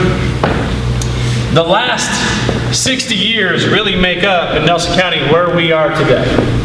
And I share this with you because I think it's really important as we look to the next 20 years. New Haven and Foster Heights, the current structures before Foster Heights remodel, still there, were built in the late 1950s. Still federally, state funded heavily. 1960s, Nelson County High School and the Area Technology Center came to life, and further consolidation occurred of our high schools. In the 1990s, this school right here was built, along with Bloomfield Middle School. And I think it's really important for those of you with the document around school funding, tax hearing, it's really important that you look at that, because in 1990, there was a major shift in funding for schools that impacts where we sit right now and where we can sit next month and where we can sit the month after that. The Kentucky Education Reform Act impacted school funding. Our local tax rate at that time in 1990 was around 24 cents. Obviously, it, along with other community accounts, has evolved in the last 30 years. In 1994, the local nickel tax started as a part of the original nickel, it was called. 5 cents of our tax rate started to fund school funding. This school and the other 8 schools that would emerge over the next 20 years were a part of that original nickel and continued funding of schools through facility plans. Why is that relevant today? Because that's what continues to fund school facilities across Nelson County and across Kentucky. Local communities, local boards of education have an opportunity to generate local funds. I think importantly, the decisions in Nelson County were made in 1994, 2001, and 2004. At this time, there are no more decisions to be made about local funding of facilities in Nelson County. Those decisions were made 17 years ago. And the decisions were made because population growth in Nelson County boomed from 1990 to 2010. In fact, over the last 30 years, we've almost seen population throughout the county double. With that said, that led us to build Boston School, Old Kentucky Home Middle School, Bloomfield Elementary School, the Academy, the Central Office, Early Learning Center, Thomas Nelson High School, and remodel Foster Heights. This is a byproduct of decisions that were made 17, 18, 19, 20 years ago. We were able to do that. So as we look towards the future and we think about what does the future of learning look like, what's the future demand of our schools, we have to look at the reality of the past, how we got here. And there are sunk costs, if you will. We've spent money on things, this building being one of them. As you can see in here, it's still continuing to be an investment for our school community. As we look to the future, though, we know things will continue to evolve. And as we build schools, we can't necessarily think of it through the lens of what we needed, what we thought we needed in 1970 or 1980 or 1990. High school has radically changed. From when I was in school, from when you were in school, from when so many of us in this room, the last 5 years, high school experiences are radically changing towards early college and career opportunities for children. The reason is simple. When we prepare someone to leave high school, purely as an academic construct only, the entire construct, they leave us and enter into a world that really, if they're not going to a four-year university, have little connection to work, people in their community, a sense of success and self-efficacy. That is the purpose we want kids to develop through their experiences. We have today in our schools, as Ms. Arnold acknowledged, 88% of our students working as a byproduct of learning in the community, on the job.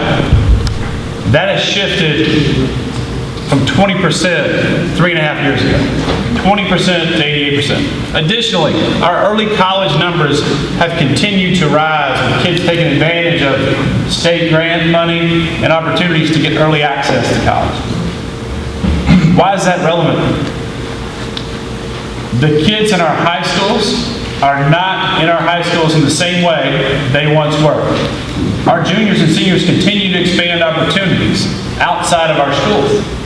The other reality is the expectations for middle school students continues to expand as we think about what the demands of transitioning out of high school looks like. The reality of the students on the step that don't take middle school or high school to today looks very different. So we believe that a big piece of the future of our facility model must connect people and communities together. It must unite people and resources along an experience that's going to generate more and more opportunity for those kids. Specifically, academic course offerings, whether that be some of the conversations we've had today in the arts, whether that be conversations around the future of mathematics and STEM, whether that be around the future of the way we think about micro schools and kids having multiple access points. We also know we want kids to pursue early college and career opportunities. And lastly, and this is something that I think it's interesting, people think about this through their own lens. Student leadership to us looks like student organizations, FFA, Beta Club. It also looks like football, basketball, soccer. Those are all things that give students connections to people, place, and purpose. Lastly, we know that our community, working with we have 6 places of secondary learning today. So there are 6 schools in our district that are secondary learning institutions.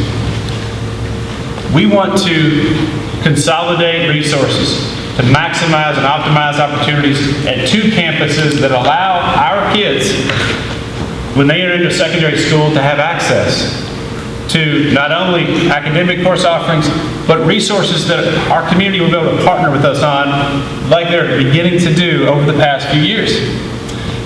Additionally, we expect over the coming decade that learning will become more and more decentralized. And when I say that, I mean it won't always happen in a building.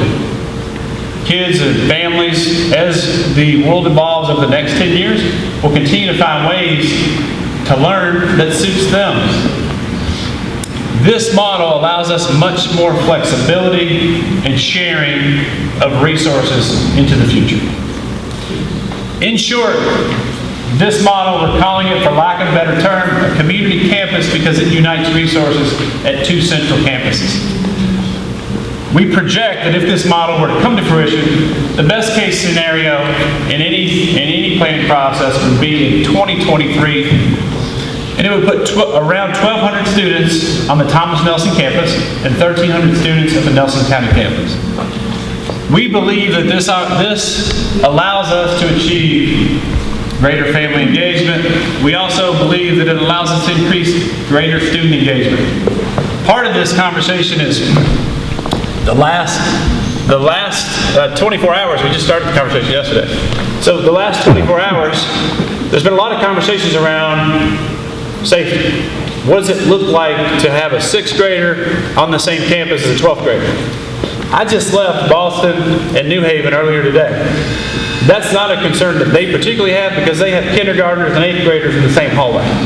At the same time, much of our reality around safety and thinking about engagement comes down to one thing: community and the culture of that community. And I think we all know that safety is a byproduct of strength in the community and culture in the community.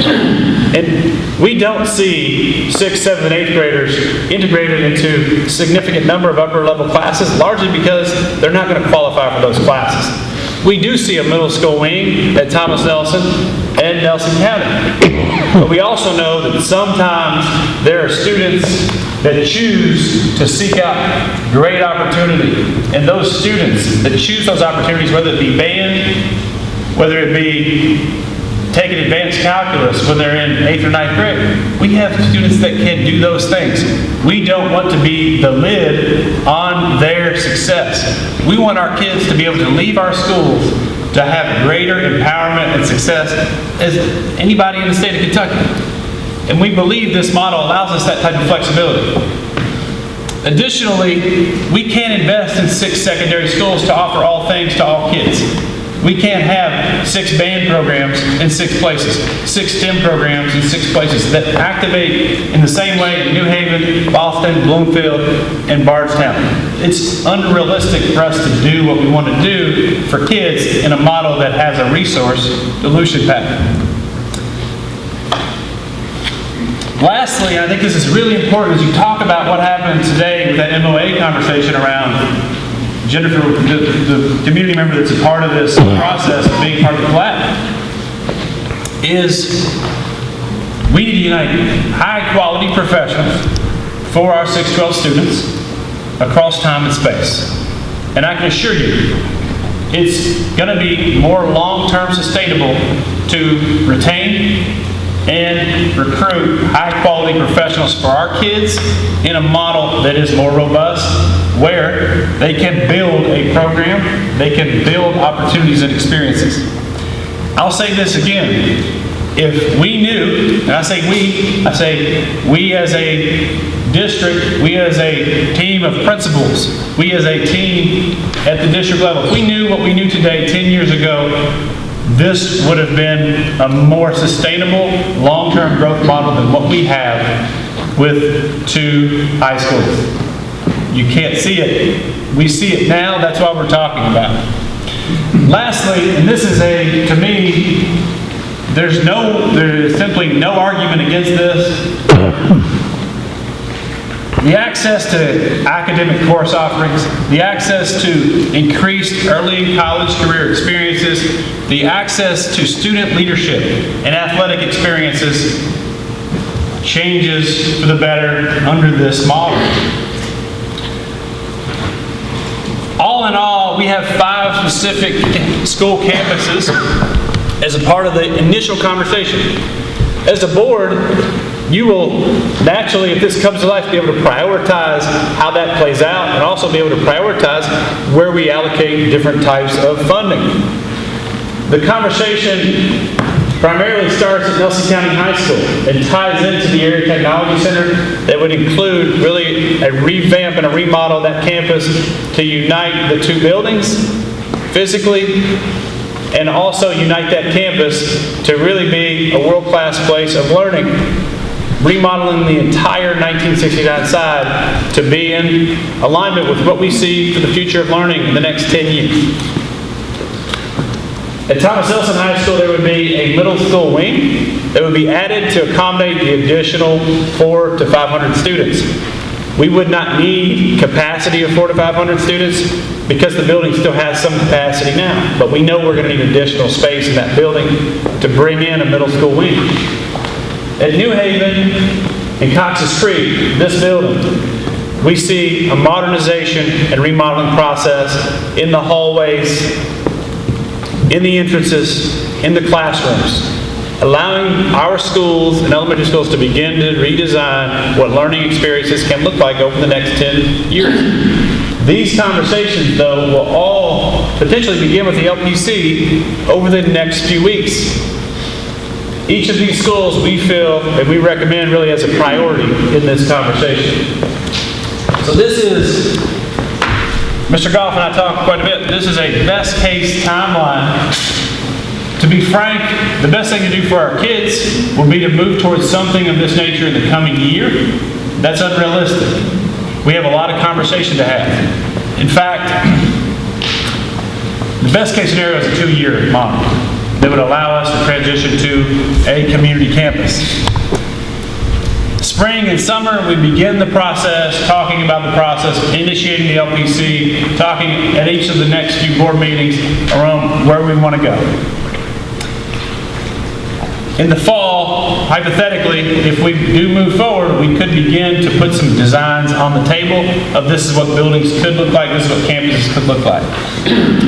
Best case scenario is a year, 13, 14 months from now, you could begin construction on certain projects. Best case scenario.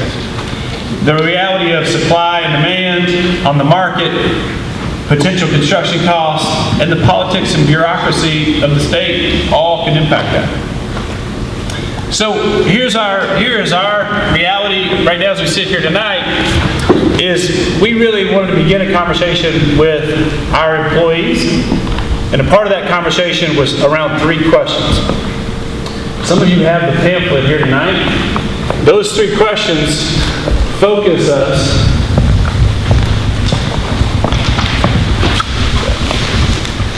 These 3 questions focus us, because if I've learned anything in this work, everyone in our community, we have about 4,500 families and students. Every family is looking through a different lens. While people tend to group together and think about things in certain ways, people are looking through a different lens. So the 3 questions, and I would encourage you tonight as well, if you're a part of our guest comments, if you're part of our community, to allow these 3 questions to focus some of our conversation. Knowing that over the next 3 weeks, we'll be talking about these same questions at Boston, at Bloomfield Elementary, at New Haven, Cox's Creek, Foster Heights, Nelson County, Thomas Ellison, and again at Boston on May 18th. So the 3 questions are really, I think, the most important piece to where we're starting. And the first one is, what is important to you in this process? So for example, I think the applause for the 612 comment suggests that safety is important in the conversation. Ensuring safety of our students seems to be at the forefront of that conversation. The second question is, what do students and parents need? This is really for our staff to evaluate how we can play a role in that conversation, because we're not and while many of us may be parents in our schools, every parent's looking through a different lens. Lastly, what role do we play as a community member, as a parent, as an educator in this conversation? These 3 questions will focus our community discussions when we begin those over the next few weeks.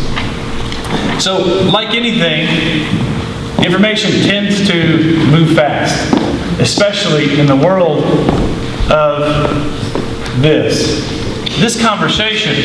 While it's online at ncommunitycampus.com, really, it's going to take months to have. And I want you as a parent, as a community member, as someone that's on part of the Gazette or the Kentucky Standard, to be fully empowered with the information. The reality is we're just starting the conversation, so everyone got a different piece of it. We wanted to make sure our staff has the information to start the conversation. Today, parents got that information.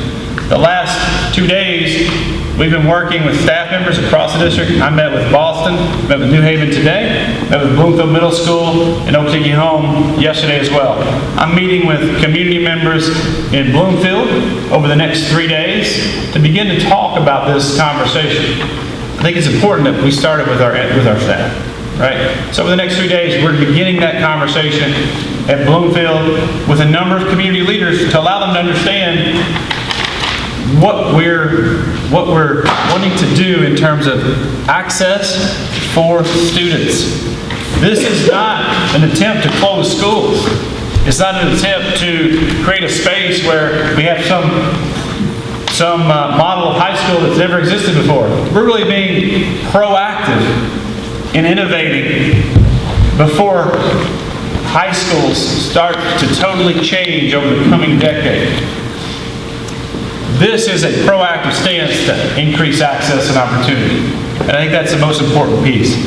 The reactive model means what happened to what we used to think it looked like. This is a much more proactive, not only financially flexible, but also it's a more proactive model as we think about the future of learning. So,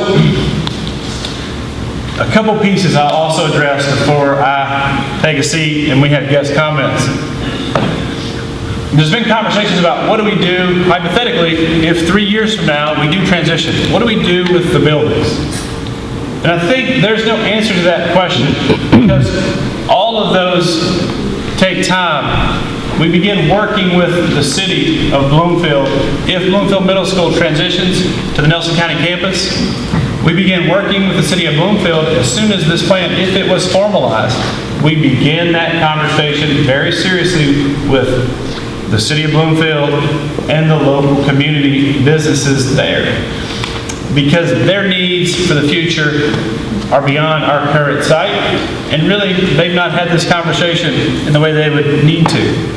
In terms of Okotoking Middle School, there have been conversations about what do you do with that building because it's in an ideal location, and it's united on that campus already. And again, there's no answer to that. We know we want to leverage that building. It's a great access point. It could potentially be a future technology center, an extension of what we already want to do with regional workforce training and supports. But those are all conversations that we've just started having with mayors and with other people in our community and potentially our Future Ready Alliance as we look at the next few months. So I covered a few pieces there that I think are going to be part of a conversation piece. And I think that the real answer is it's a process. Everything takes time. We're beginning that conversation tonight. I think what's exciting for the conversation is we have people who are paying attention, and we have people who are thinking about the future of schools. And that's exactly the point of the facility planning process. So thank you for being here tonight. I'm gonna, unless you guys have questions, I'm gonna take a seat, and then we'll talk about the next board meeting, and then we'll transition to guest comments. Unless you guys have questions or comments tonight, you want to start. So this is the first public conversation, just to be clear, this is the first public conversation that anyone has had about this, and we're beginning that tonight. So any additional comments, statements as we think about it from your lens? I'm looking around, and of course, my contacts are starting at this late meeting. Is Ethan still here, the young gentleman? Yeah, he's here. No. He's in another room. No, that's fine. No, while I was wondering if he was here, I was going to ask him if he could remember how many years I told him I've been in K-12 education, and I told him 45, and of course he kind of looked at me like, huh? And my point in that was from first grade, there was no kindergarten where I went to school, from first grade all through high school, into my career as a middle school math teacher, into the work I do, that's my paying job, into this work as a board member. It's always been K-12 education. And one thing that I'm hearing you talk about is, looking back on the historical perspective, is traditionally we have built buildings. We put brick and mortar on the ground, and then we figured out what to put in those buildings. So let's build a square building, let's build square classrooms, let's build a gym, let's build a cafeteria, and now let's put K through 5 in it, or let's turn it into the Area Technology Center, or 50 years ago, the VOTEC Center, as it was known for many of us that have been around the community that long. No, Miss, I'm not looking at you. Thank you. I know you thought I was looking at you on the but I think what I'm hearing you talk about is historically we've always built a building and then figured out what are we going to do with it. Whereas now what I'm starting to hear is, do we need to figure out what do our students need to have opportunities and success, and then figure out what do our buildings need to look like to meet that need. And I think that's possibly an important thing for us to think about as these conversations start happening over the next several weeks and months, as you were saying, Superintendent Bradley, is that, you know, does it mean that there is a perfect solution? I don't think anybody would say that. But I think it's something we do need to start thinking about, is not structures, but students, programs, opportunities, experiences that they'll have access to. And then through this LPC process, the local planning committee, which as you said has to be done every 4 years, although I think we've got an exception to restart it earlier than normal, so that we can figure out what do our buildings need to look like as a community to meet those needs of our students. So that's kind of what I'm starting to gather from this. I don't know if I'm on the right thought path or... And I'd say the reality of the 20th century was school didn't change much from 1900 to 2000. We went 100 years and school was relatively the same. That's because the internet wasn't in existence. And because the way we did teaching and learning was really built on a pre-20th century model. We all experienced that. So there is relevance and there's power in that model. But we know that the future, the next 10 to 20 years, the way we think about secondary learning has to continue to evolve. And we have to have high enough expectations for our middle schoolers and high schoolers that when they leave, they're going to be capable of doing things that we were wholly incapable of doing. Well, and I mean, one thing that I've often said, I say it to my own high school son, I said it to my high school daughter when she was at Nelson County High School several years back, is that school experience, whether it's at high school level or the middle school level, some of it is to learn certain topics, certain subjects, things that we all need to have as a foundation. And sometimes it's also for the student to figure out what they want to be. You know, what is it that they have an interest in?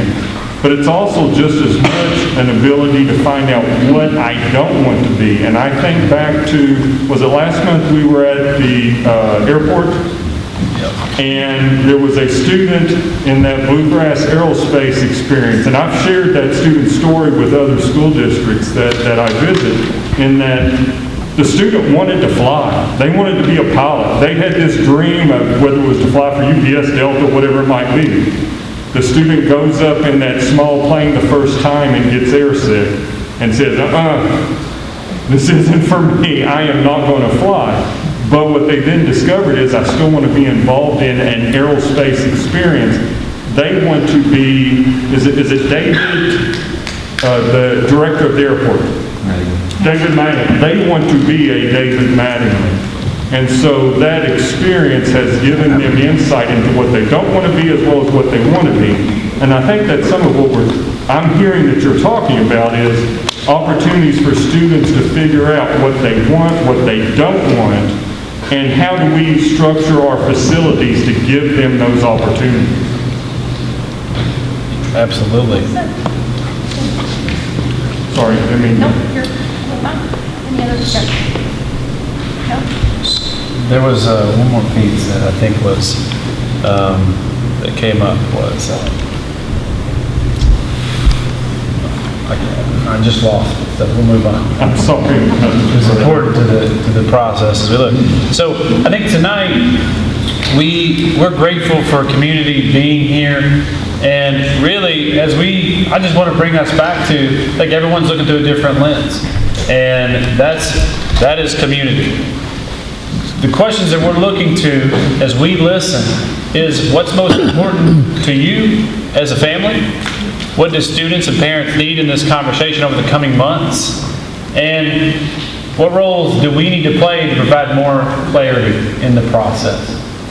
And those questions will generate value in our conversations. So I say that because that's our focus with teachers, with team members across Nelson County, over 600, and it's really going to be our focus with families in the coming weeks.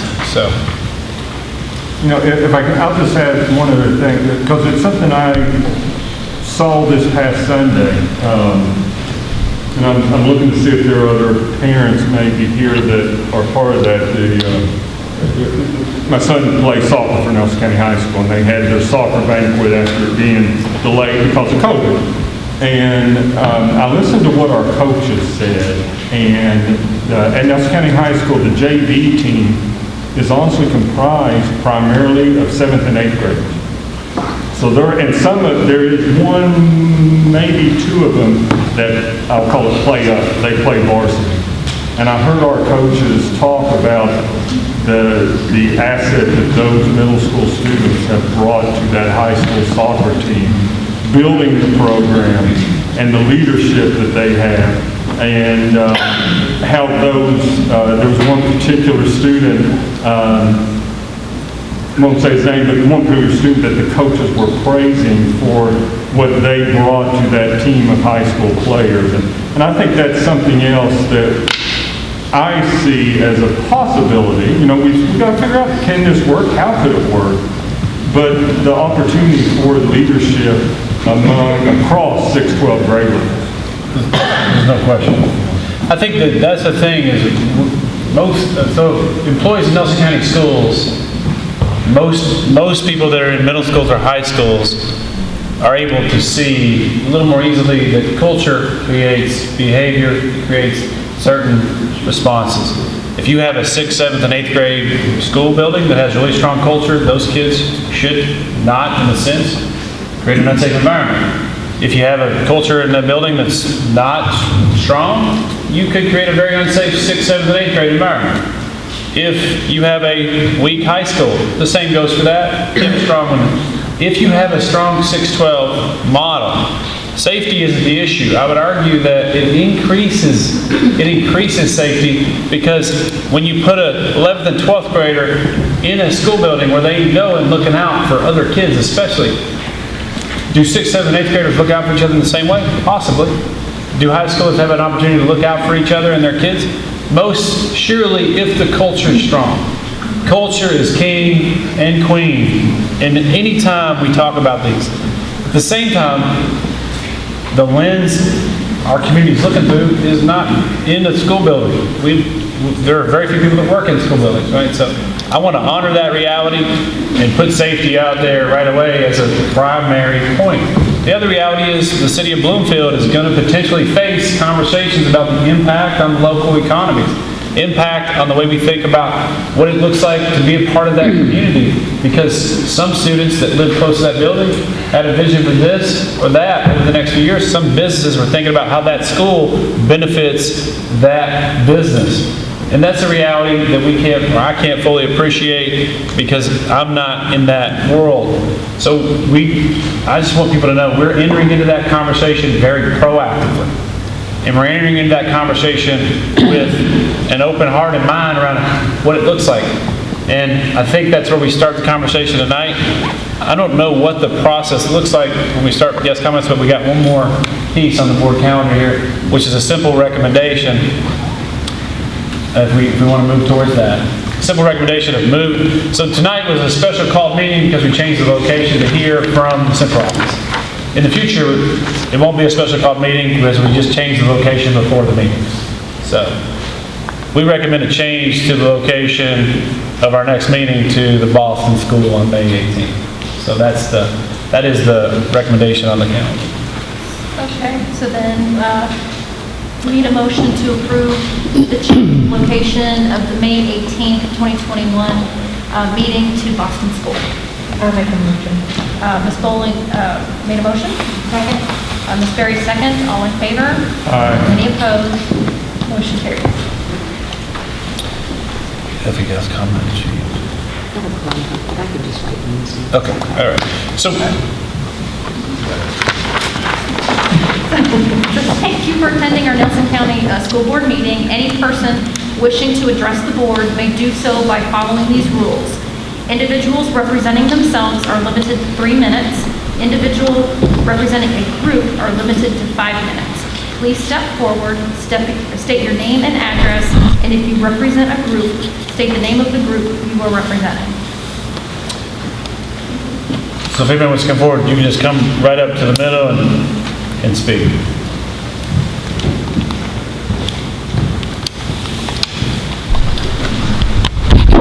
Good afternoon. My name is Jim Huckett. I do live in Nelson County, Woodlawn area. I think you know quite well.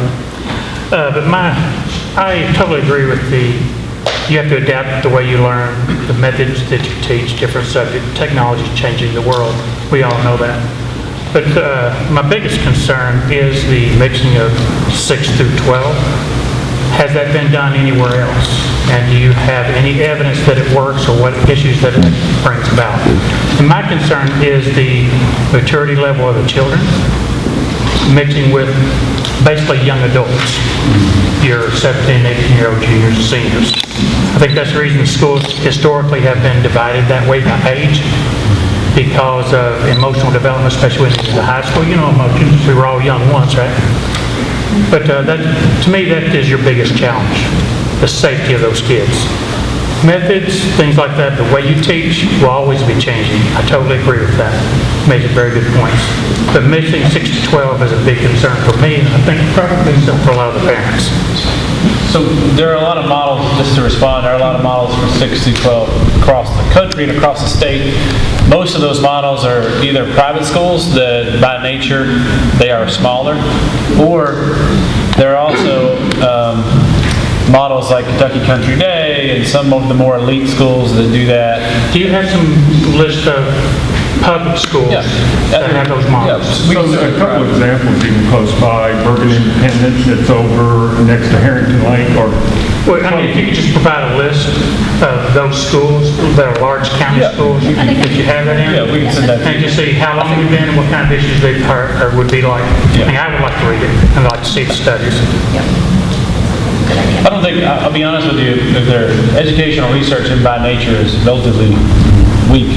And studies of 6-12 learning environments as opposed to K-8s or K-12s, there may be a few of those studies, but they're probably few and far between, and they're probably highly dated. I share that with you because it's just the reality of educational research. At the same time, what we can provide, I think, in addition to potential some research, are examples across Kentucky that exist, and we can also share what that format looks like, because it looks different at Kentucky Country Day than it looks at some of the private schools. But I was talking to families this morning from some of the private schools in Louisville, and many of those are K-12 or 6-12 just by the nature of scale. Yeah, and I'm more interested in the public schools. Yeah. The private schools, they're structured differently. There are For me, I would like to see a list so that we can do some research ourselves, because we got some people that can do that. Thank you. And in more support of it than anything, I just think it doesn't look like there's been as much investigation into what impacts it's going to have on the children. I mean, we all want to teach them, right? We have to make sure we understand the emotional level that they're at certain ages. That's my biggest concern. Thank you. Thank you.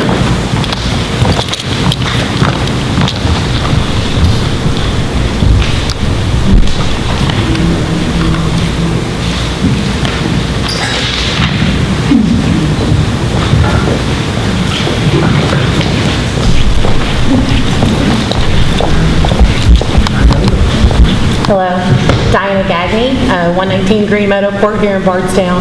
I do have 3 students in the district. I have one at Thomas Nelson, one at OKH, and one at Foster Hawkins. So I can definitely see through the lens, through a wide range. I appreciate the information tonight. I appreciate some more clarity. I appreciate those details. As a site-based decision-making community member, parent representative, for the benefit of the group tonight, I want to put out the information of, first of all, it's wonderful to see so many parents and so many community members at this meeting tonight. I want to reinforce that idea that site-based, we've heard that many times throughout this presentation tonight, SBDM, site-based decision-making. That is at grassroots level. Your school, your respective school, has that meeting every month. You have parent representatives at those meetings that you vote for their attendance.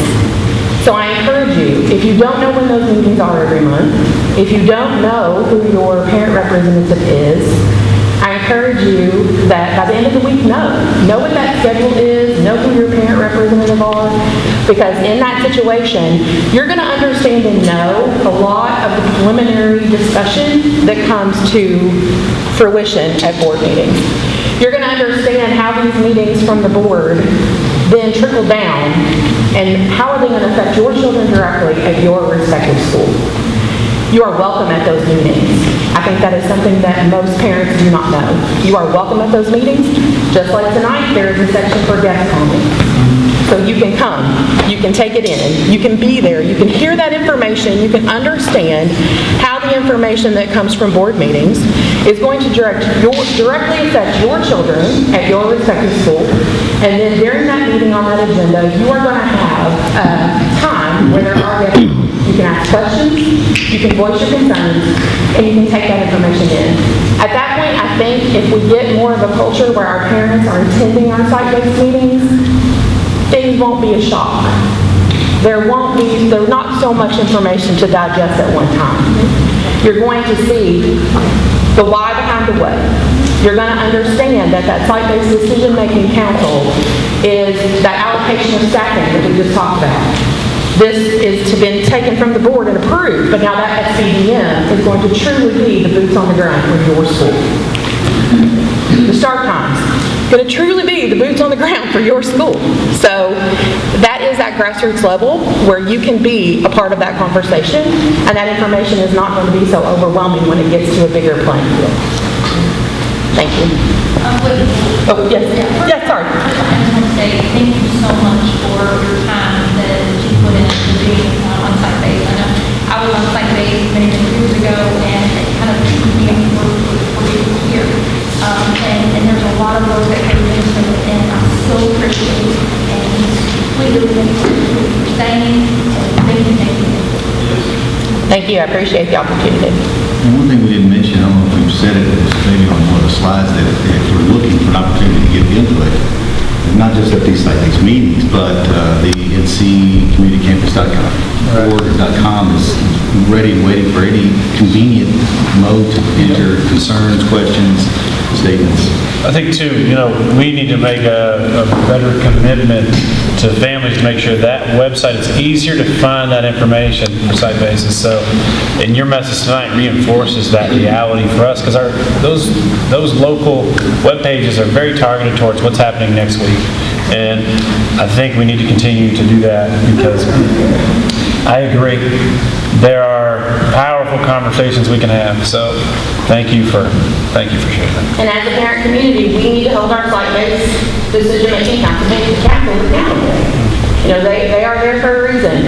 We don't need groups of folks that are in that room just to nod their head. That's not what that is about, because we're not achieving the best for our kids at that point. Thank you. Thank you.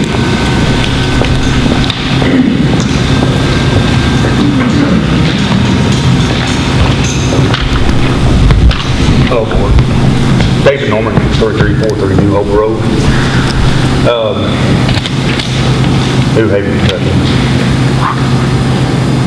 I've been disappointed to hear my young daughter can go into a classroom with a 12-year-old. She'll be 11 years old, 12 years old by that time. I'm against it. I don't think there's no reason for it except for money. That's the only reason, money. We have got to sit back and just think about what the safety is, no matter what Wes says about safety. Safety is the issue. She's not number one. My kids are number one. We can't sacrifice kids. We can't take and run a test. I want to see if this works. We can't do it. Our kids are not test tubes. We got to make sure this works before we try it. And I hear about all this planning of buildings and stuff, but I hear nothing about our teachers. What about these teachers? Teachers deserve our support 100%. And all I still see is teachers jumping off board and grabbing other jobs. We got some of the greatest teachers here tonight that's impacting my son greatly. I wish I could bring her up and applaud her. But we've got to support our teachers, number one. Without teachers, we have nothing. We can do it without boards. We can do it without everybody in this room. But we've got to have teachers in our buildings. But we're still not supporting them. And I don't understand why. I'm mad about it. I better stop there. Thank you.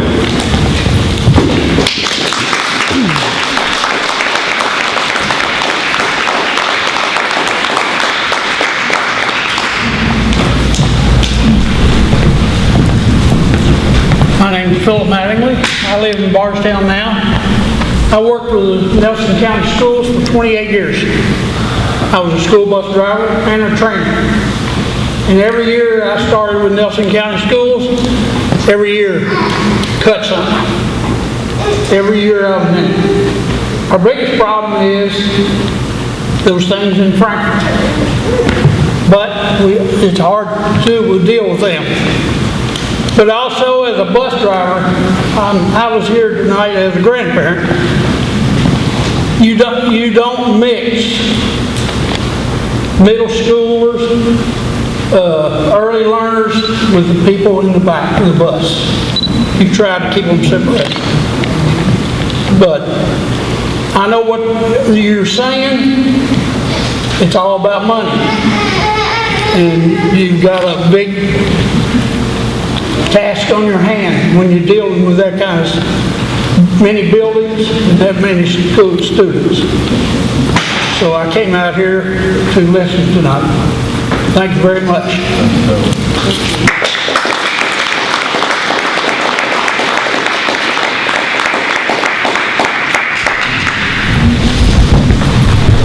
Hi, I'm Mandy McGrew. I'm Mary John Road down Knox's Creek. I currently have 2 boys at Bloomfield Elementary, and I don't really have a question. It's just something that I would like to hear in future conversations. My oldest son is special needs. He is on the autism spectrum, and he receives an IEP through Bloomfield. My worry for him is kind of what this other gentleman touched base on. His mentality is less than a 9-year-old right now, and he's in 4th grade. I can't imagine mixing him with an 18-year-old man or an 18-year-old woman or whatever. I just want to make sure that being special needs, needing special care, that they don't take back seat when they go into a bigger fishbowl. And Bloomfield has done amazing with him. The county has done amazing with him. We moved from Jefferson County for these schools. And I would just hate to leave this county to go to a different school system. So I would like to see the special needs being talked about in the future and seeing how that would impact them as far as opportunities.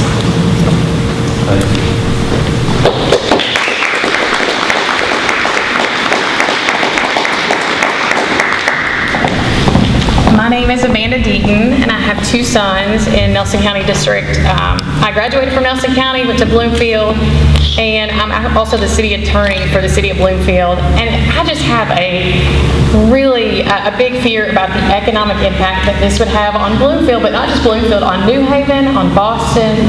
If you're at Bloomfield on a weeknight, if you drive by that school, the parking lot is full. I mean, it may be people picking up their kids for practice or at games or meetings, but it's full. And those people there are getting gas at our gas stations. They're frequenting our restaurants. They're going to the pharmacy, the barber shop. They are contributing and putting money into our local economy. And if you take the school out, you will hollow out that economy. You really will. So we'll have kids graduating from a school with great opportunity, but they won't be able to go back to their hometown of Bloomfield and start a small business because it's not economically viable. I just think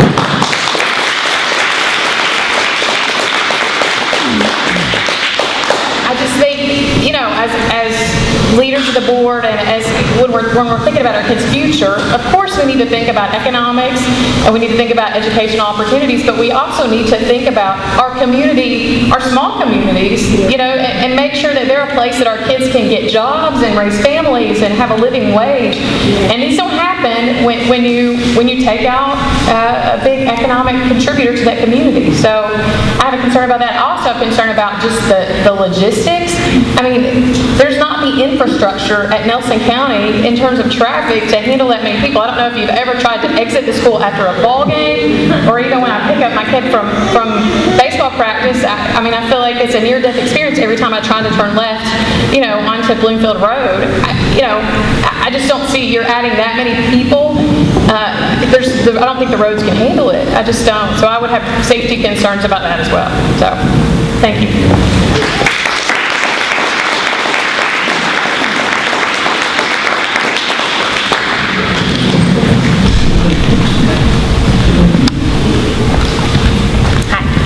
I'm Jessie. I live on Icetown Road, and I have 2 kids at New Haven. I have a 3rd grader and a 5th grader.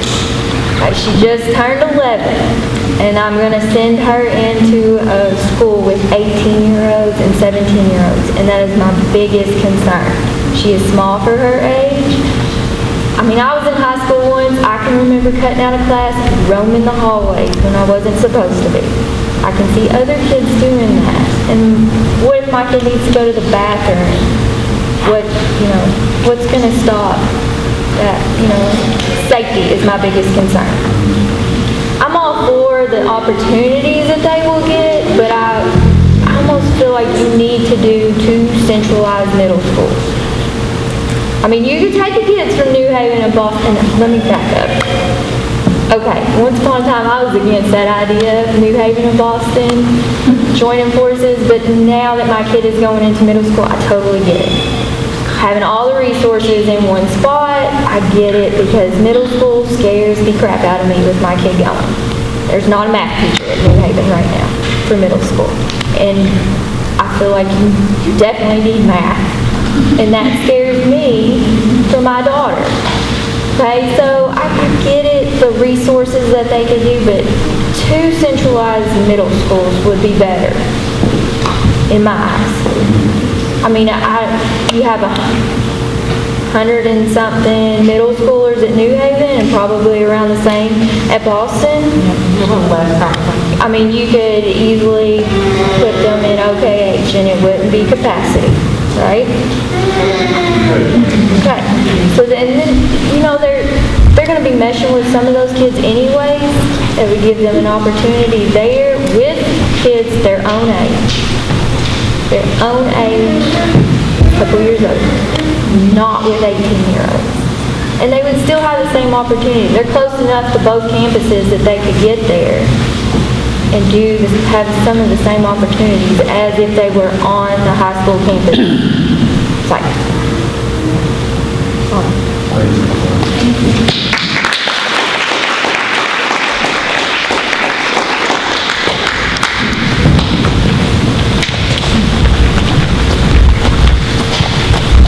Hi, my name is Gina Hall. I'm coming at this from a perspective, my daughter is 17. My son graduated from Thomas Nelson. So I kind of have a different outlook on this. But I foresee, I mean, my kids came home and tell me Thomas Nelson's a great school, not trying to bash anything, but things happen in that school that teachers don't realize. There's vaping that goes on. There's, I mean, the language that they hear. Middle schoolers don't need to be exposed to that. And also I have an issue. This is current, I mean, something else, these collaborative programs that we have. So you're pushing these kids to decide, okay, what do you want to be when you grow up? How do they know what they want to be in 3rd grade? I mean,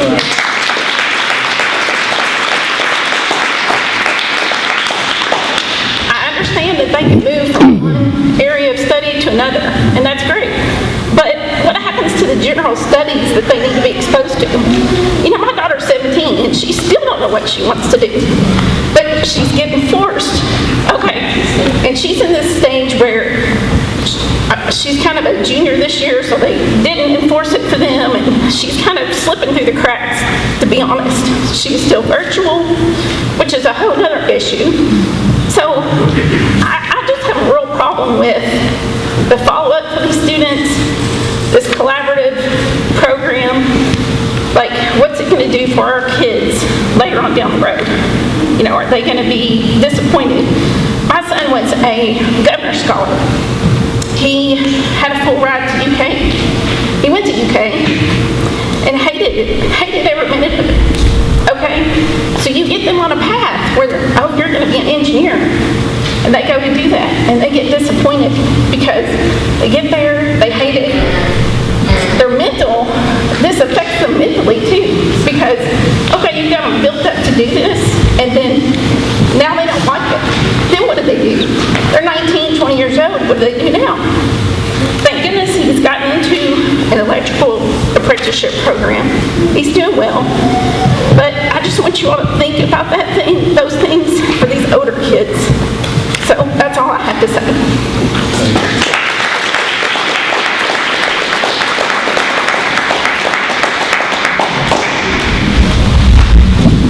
It's me again, y'all. Vanessa Hurst, New Haven School, 444 Ballard Lane, New Haven, Kentucky. First, I'd like to ask, what outside forces are driving these ideas and decisions? Second, and don't answer this yet, don't take up my time. Second, it's obvious that this is not an organic movement within our district. It seems too well calculated and too predetermined in process. And how much money is being made by implementing such a program and merger? And then I gotta ask also, or gotta say, you say kids need more opportunity to make connections in the community. But what I'm hearing, of course, coming from a libertarian perspective, I'm I'm hearing the state must teach kids how to make connections in the community because parents don't know how to anymore.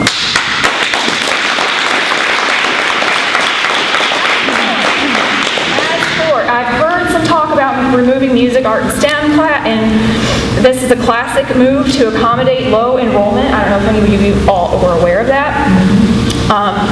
But if you're willing to remove music and art, are you willing to remove gift projects, passion courses, and other electives that have been brought in through this district to save yourself money?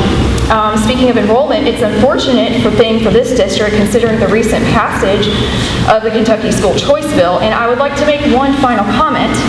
You keep asking everyone, what is the purpose of school? If you're in the business of education, why are you asking that question? You're not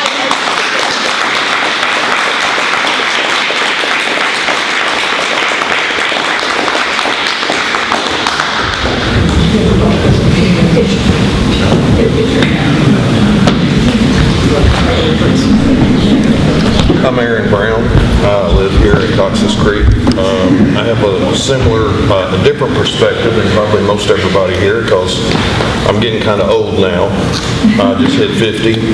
And I was one of the youngest parents to bring children into the school. My oldest daughter's getting ready to hit 31, got 27, and I got a 25. Then I got remarried to a great woman who everybody here knows. I wouldn't say nothing bad about her because I'd get back to her. A lot of people know my wife, Christina Brown. She helps with the teachers here and special needs children. She's the redhead. So I guess, I don't know, there's so many things I could ask. First of all, I don't like the thought of if we had two big entities set up. So we're talking about busing these kids from the farthest reaches of the county to bring them just to two places. When back in the day, the general thought was have the schools close to their communities where they're growing up. And then I feel like as we saw this, there's a lot of good stuff in this. I'm a business owner myself. I've started my own business. And it's not easy, but I've done it.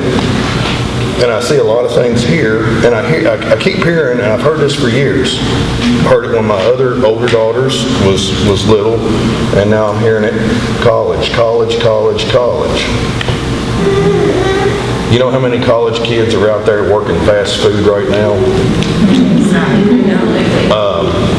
What I would like to see is some real community-based jobs, like the industry I work in. I work in the gas industry. I have my own company. It's Brown's Propane.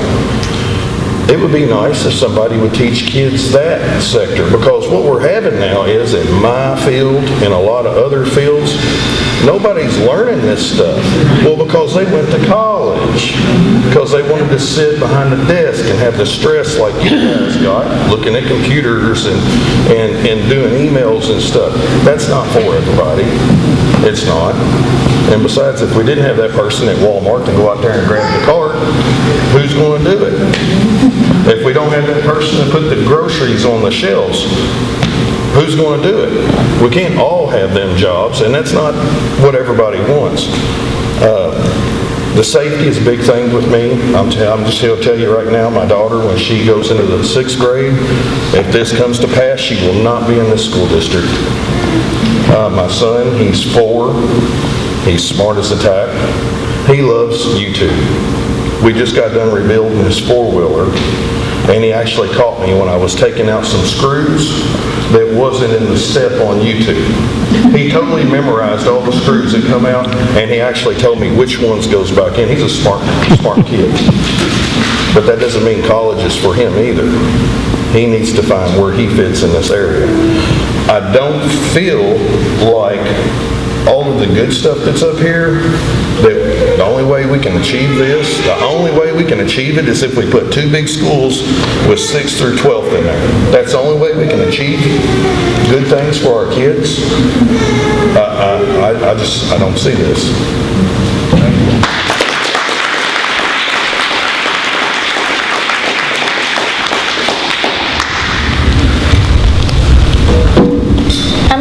Claire, Bloomfield. I currently have a kid at Nelson County High School, Bloomfield Middle School, Bloomfield Elementary School, and the Early Learning Center. I want to touch on what Laura Arnold talked about earlier about how high schoolers are already working with our younger classes. I have a daughter doing work-based study learning right now. It is a great program, but she's interviewed to be around these younger kids. She was taken through a process to be an employee at the school. She's paid for that. Not all kids in the district are ready for that. They're not ready to be around these younger kids.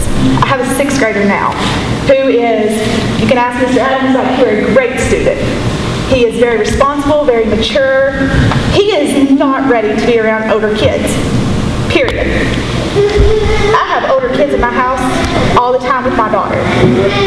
Things they talk about, he comes and asks me about. I'm not ready for that every day. It's just not, it's not there. Something that hasn't been touched on yet is our athletics. They said that our kids can play high school sports. That's always been allowed. He's going to be playing 7th grade soccer this year. He cannot play a varsity sport because it's contact. He's running cross country. That's something that's already offered, so that's not something that's going to be affected. What is going to be affected is when you take all of these separate schools and combine them to one athletic department. You're going to take Bloomfield Middle basketball team, OKH basketball team, and you're going to have kids that's not able to play because you're making one team with that. So kids are going to be left out of the lot. Yeah. Our clubs.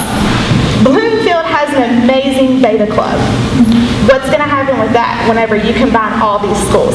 I know every school just about has a beta club, but Mitzi Averett has poured her heart and soul into our club. And I just hate to see all of that go under because of this decision.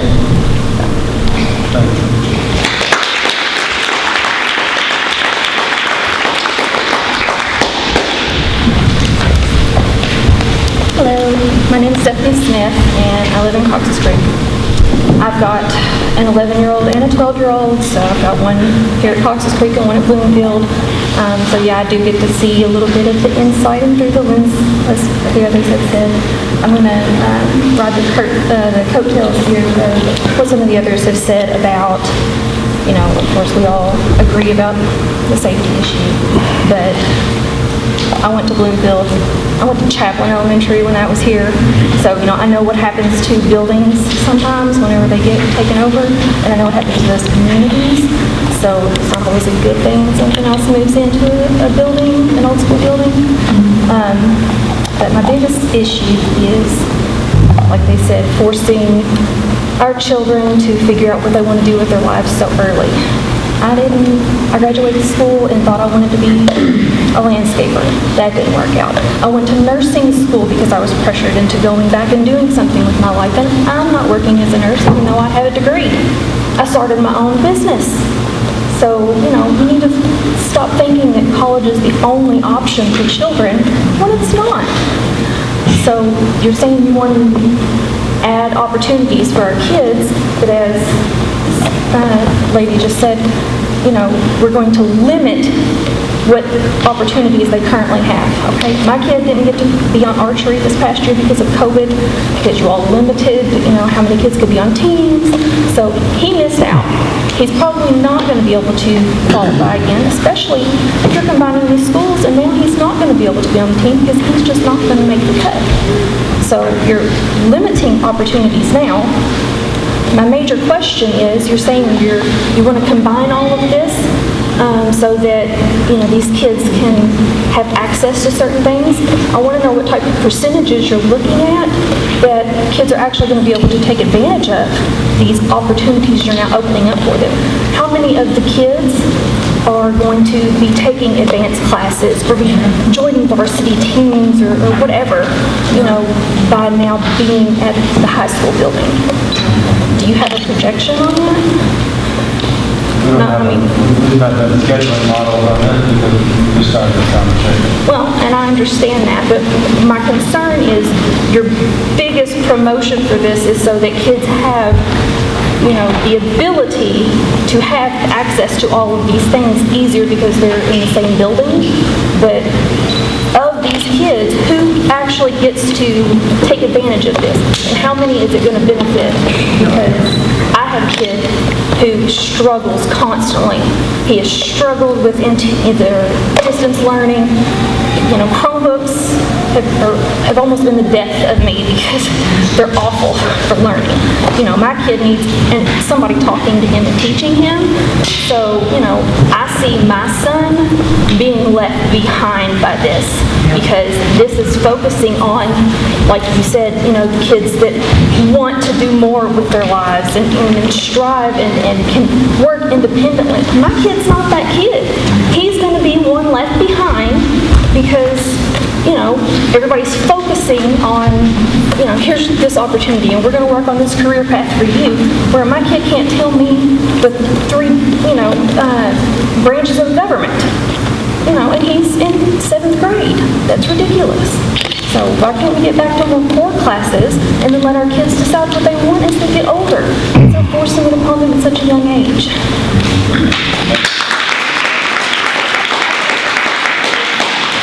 Projectively, tell us how many kids you think are actually going to benefit from all of this, and not just, you know, saying, oh, well, they're going to have access to these things. So.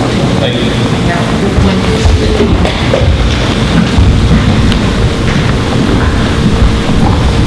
I'm Jessica Ballard. I live in Corman's Crossing here in Cocsis Creek. She touched on many of the issues that I wanted to talk about. Is the expanding of leadership opportunities. You're going from schools that have hundreds to a school that has almost 2,000, or somewhere between 1,000 to 2,000 range. You're going to take students that would normally be like, okay, I can be a leader in this group. It's small enough. I feel comfortable. You're going to put them into a group of 1,000 plus.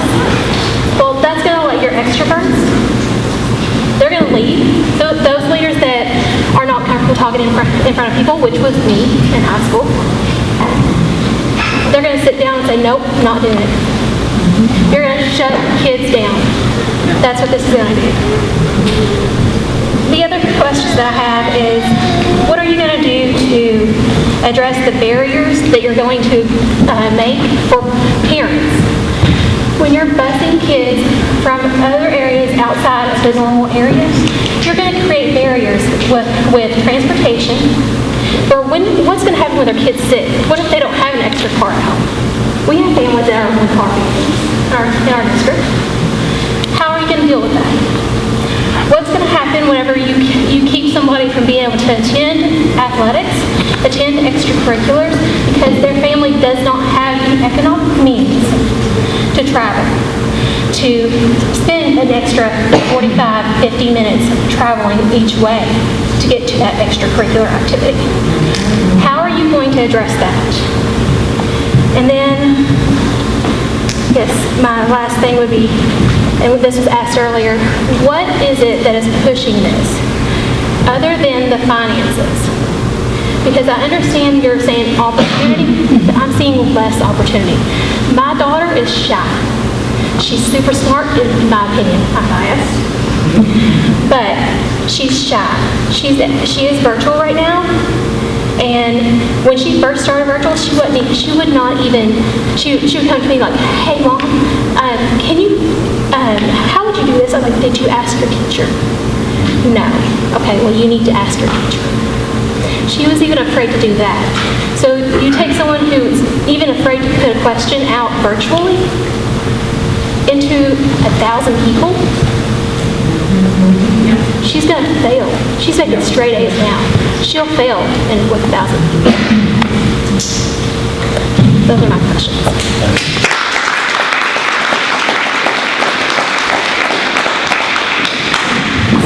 Did you have any questions? Oh, thank you.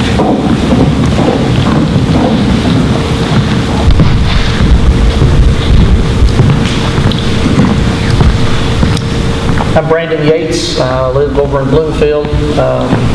I have a student at Nelson County High School. I have one at Bloomfield Middle School. I also have 2 at Bloomfield Elementary School. So this definitely is a vested interest.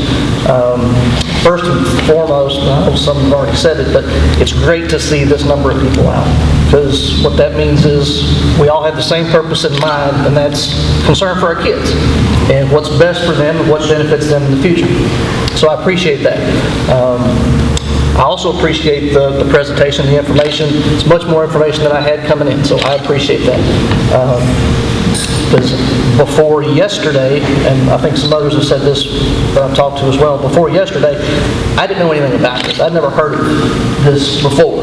So this was news to me, and I think it concerned a lot of us. It worried a lot of us, as a lot of the comments have already stated. And there are questions definitely to be answered. I think a lot of those questions have already been posed. There's probably others to pose. But I know looking at the timeline, I'm in commercial construction, been in it for 21 years. I've seen a lot of schools built, seen a lot of schools renovated, and I've seen school buildings change. You know, you've said that. You and I graduated together, Amanda, others in this room, we all graduated together. It's changed a lot over the past 20 some odd years. And I know things have to change and adapt, and we have to do that with our buildings, with our programs and all that to benefit the kids. I understand that. But sometimes it's not good to just change for the sake of change. And I worry that this is kind of that thing. I'm not sold on all of it yet. I am trying to be open-minded and listen and gather about it. I'm going to be at more of these meetings to learn more, and I would encourage everybody else to do the same, because we all want what's best for our kids. I was looking at the timelines to it as well, as far as, try to watch my time, the timelines as far as when to implement things and design phase and construction. Again, being in that, I know kind of how that all works, and that's a very quick turnaround for design, implementation, and construction to begin and get completed and all of that. What worries me is it seems like a lot of that has already been pre-planned and committed, that's going to happen, whether we like it or not. And I know that's a concern for a lot of us. So I want to take more time to study it, to figure it out, to, I guess, do case studies, whatever it may be, compared, the other fellow said that too, like some other school districts that have done the same. Get more information on this before we start implementing this type of change, because it's going to be a radical change. The time's up, but like Amanda said, I worry about Bloomfield. I've lived there, grown up there all my life, and I worry about what it's going to do there with the loss of the middle school. But again, let's just hopefully study this, learn some more about it, and make good decisions. That's all I have. Thank you.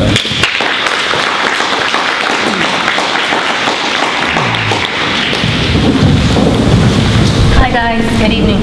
I'm Megan Moss. We live in Woodlawn Springs. I have 5 kiddos from the age of 7 months to the age of 11. I actually just talked my husband out of taking our kids out of private school last year and putting them into the county school system, because I am a graduate and I really loved it. I thought I learned a lot. I thought I got a good education.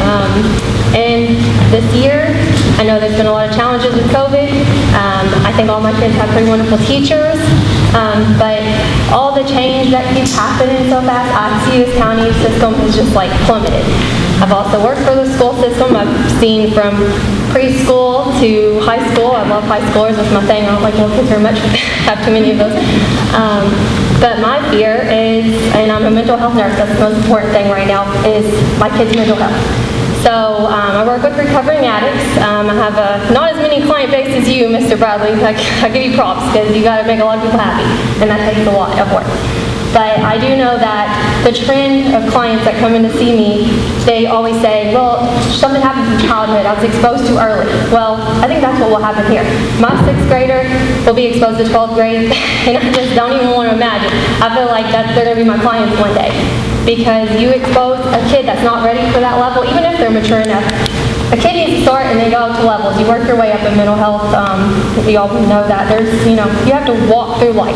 And you just don't want to jump. Middle school is very important. Middle school is that's like the worst grade to teach. I give props to the teachers. Hormones are flying. I can't even imagine being there every day. So you send that with high schoolers who have already went through this process, and they're like, they don't understand. Even though they've been there, they're not going to understand. And even with my 11-year-old, I think Mr. Bradley said something like, well, they'll look up to them or they'll want to be better. No, my 11-year-old, I'm not going to put the responsibility of him to shadow my 6th grader. No.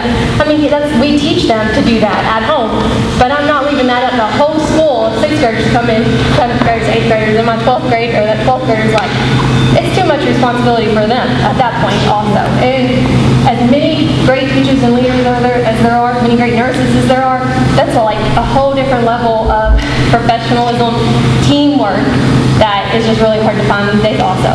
So I just feel like mental health will plummet in our kids. It's already going down. If you work in mental health, counselors are seeing more and more clients. I'm seeing more clients as nursing. And I feel like that's the way this is going to lead if you expose these 6th graders to 12th graders and vice versa. Not just the young ones, but the old ones too, who have to take on so much responsibility at that age. I think that's all. Thanks.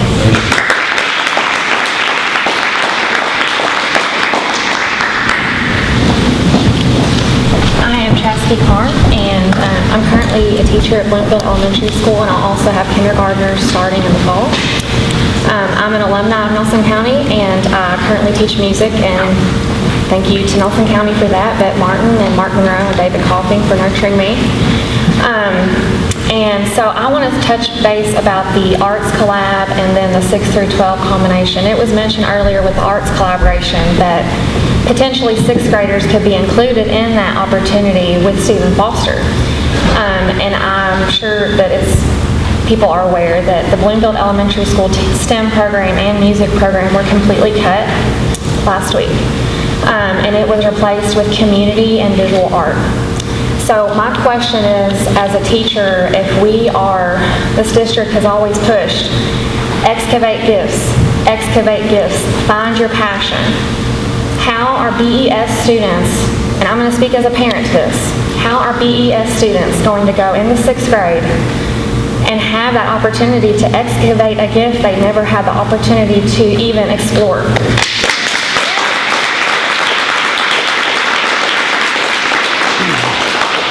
So I just feel like, I know that's a site-based decision, but I know budgeting was put before them. And it wasn't a site-based decision. Sorry, I stand corrected. But the community is put over STEM and music, and there's a lot of students that are going to miss out on that opportunity. Thank you.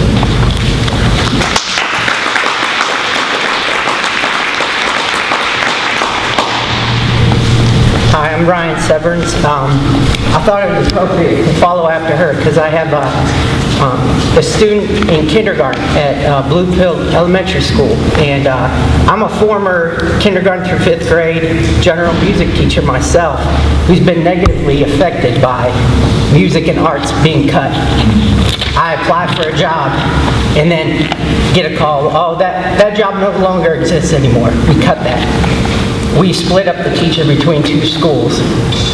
So I know how it can negatively affect not only the students in incredible ways, but also the teachers their lives are being changed, and they went to school for that education and they're not able to use it.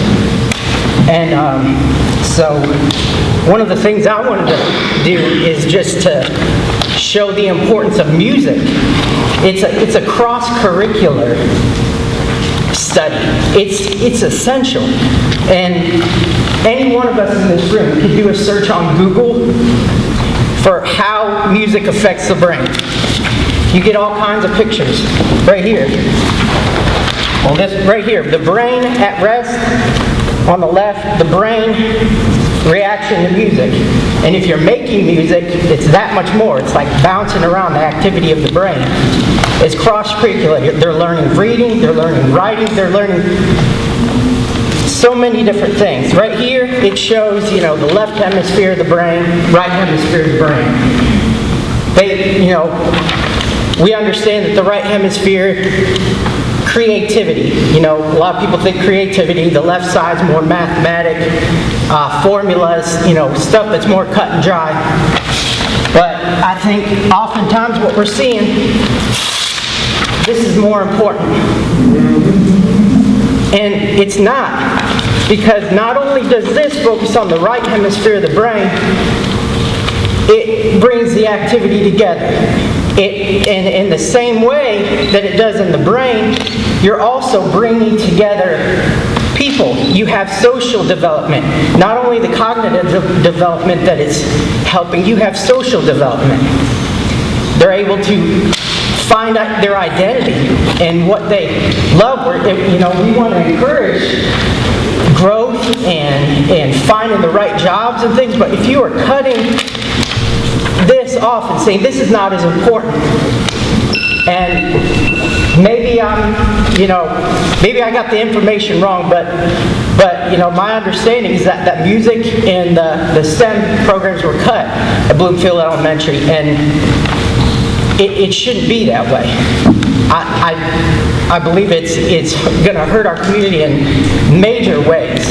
I believe there's going to be more drug addiction, there's going to be more drug abuse, things like that. So, please give us some clarity with the reasoning behind that, other than just being money, because we can find ways. Bring it to our attention before we make those decisions.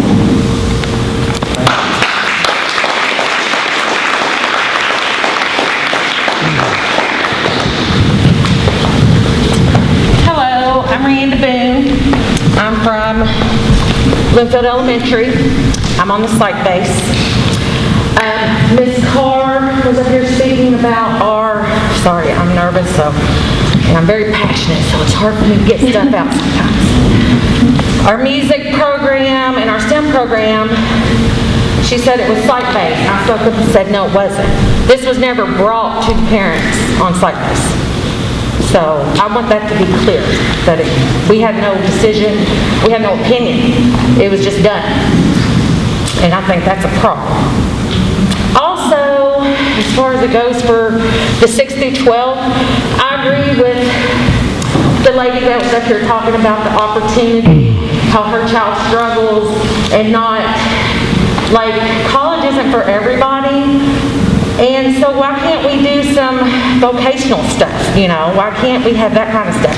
Why can't kids just be kids? Why can't they just enjoy being in school, learning music and STEM and all that stuff in elementary school? In middle school, let's develop, how to change a tire, how to cook something, how to balance a checkbook, why can't we do that kind of stuff instead of have to push them into doing what high school kids are doing?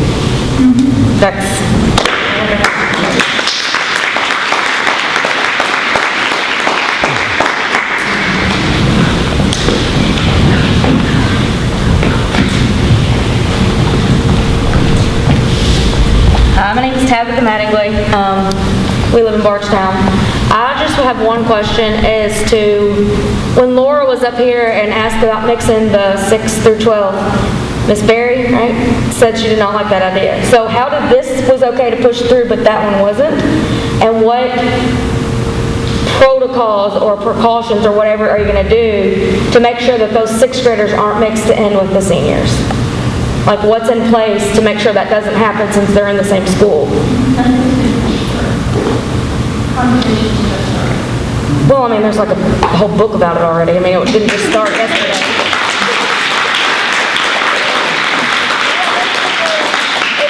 It just came out to us yesterday. This has been in the works for a while.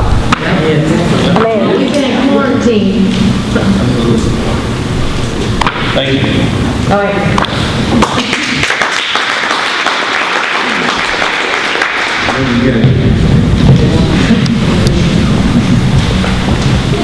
So I get pretty nervous when I have to get up here and talk in front of people too. My name's Tara Boone. I'm from Bardstown. I got 2 kids, one in high school, one in middle school. My high schooler is doing the pathway. She's doing the nursing pathway. She loves it. I pray to God it works out for her. I hope she goes in one of those career paths. And then it takes her far. She's already started her college classes. She's going to graduate something special. My 6th grader is missed out on a lot. And I'm hoping she's going to be able to pick up and catch up somewhere between now and her time to graduate. I'm not sure why this all of a sudden came up and we're like, let's do 6 through 12. Okay, so I got my brain around that last night, and I really didn't sleep very good. I want to know how they're going to be in that building. Or at first somebody came to me and said, I think OKH is going to have your middle schoolers that's going to feed into Nelson County. Okay, I'm fine with that. They're not physically in the building. So then I thought, okay, does that mean they're going to build a building for Thomas Nelson? And they're going to be on the campus, but not physically in the building. So they can go over and they can take that extra class if they need to, or they can go to the sports, which is going to be easier. But then I thought too, what are they going to do for the gyms? Thomas Nelson has one gym. Nelson County has 2. So it's a little better, but I know those gyms are packed, constantly packed. It's hard to get into gyms. So if it's about sports, are you going to build extra gyms? Then 2, what are they going to do for lunch? How are all those kids going to eat lunch at the same time? Okay, so middle school will probably go at a separate time than the older kids, but they're still going to mix together. How are you going to separate them if they're in the same building? That's what I want to know. How are you going to keep them separated? If you say you're going to put them down a wing, what's to keep that 8th or 6th grader running into another school or in another wing saying, oh, I want to go talk to him. I want to go talk to her. They're too influential. And they want to be liked. So they're going to go and they're going to do whatever those big kids are doing because they want to be liked. That's all I got to say.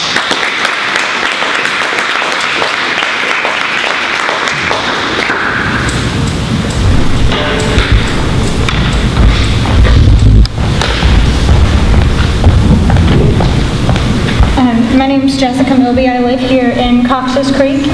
I have one that is at Bloomfield Middle. He will be going to high school next year as a young high schooler. He will be only 13. And I have a child here in 4th grade. I echo almost every single comment in here. But I just want to pull out some bullet points because if I go through everything in detail, I'll be here all night. And I have to get up at 3:30 in the morning. For a career that I did not choose in school. I wanted to be a pilot. I never wanted to be a nurse. I never wanted to be a teacher. I'm a registered nurse who focuses on education. I would have never chosen that in elementary school or middle school or high school. So I do not agree with pushing career at young ages. I even don't agree with pushing every kid in high school. Bullet points. Bus rider shortage. We already have a shortage, but now we want to add more responsibility, further commutes for these bus drivers. I want to know how that's going to work. Sports, we're already fighting for space as far as gym time and field time. As well, you've got some really messed up policies as far as who gets to play A team, B team, C team. Bloomfield Middle School baseball families will understand that. A lot of politics there. Meals for all. Cox's Creek, to my understanding, I could be wrong, is one of the only schools in the district that does not get free meals for everyone. So when you combine everyone, how is it going to work with the meals? Are we going to now charge everyone to pay for the debt that this is going to cause? Culture, forcing this new culture where we're making younger kids grow up too fast. Not in agreement with that, especially for the mental health. Start times and travel time, that's a concern of what time are we starting these kids in order to get everyone in the building, everyone started on time. Someone already mentioned the cafeteria meals and times, that's a concern. Are we adding teachers or are we decreasing teachers? It's already a concern about the arts program, that's obviously a decrease, and we're going to lose some assets in those teachers.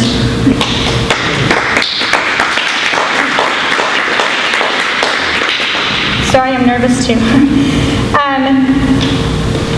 Mr. Bradley, you had said we don't have the money to basically fortify the schools that we have now.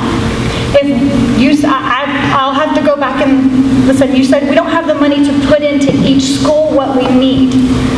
I disagree with that. I'm a budget-friendly person.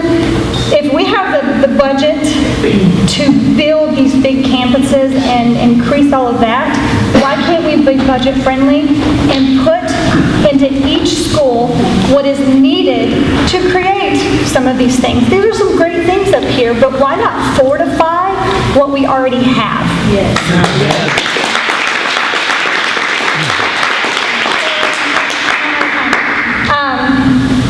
As far as the college, the career collabs, all of that, I spoke with someone specifically about that. If my kid's going to high school and they're having to apply for some of these collaborative things and some of these ATC programs, why not open up the limits, stop limiting who can do that program, open it up in the schools we already have built, and not put debt into something bigger like that.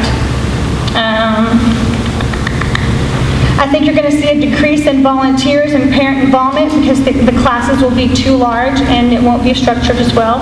And also you're going to lose subs for these larger classes, or because I'm assuming you're going to put crowded, you're making a bigger crowd, your classrooms are going to get larger, you're going to have less individual care.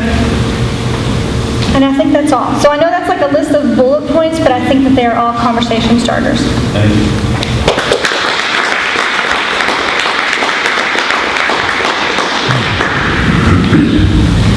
If that's all the items for that subject, I would like to bring up one item that's different from that subject. So, it's related to the school. Yep, so I'll just go ahead and say it. we can't add it to the agenda, just to be clear. All we can do is guest comments.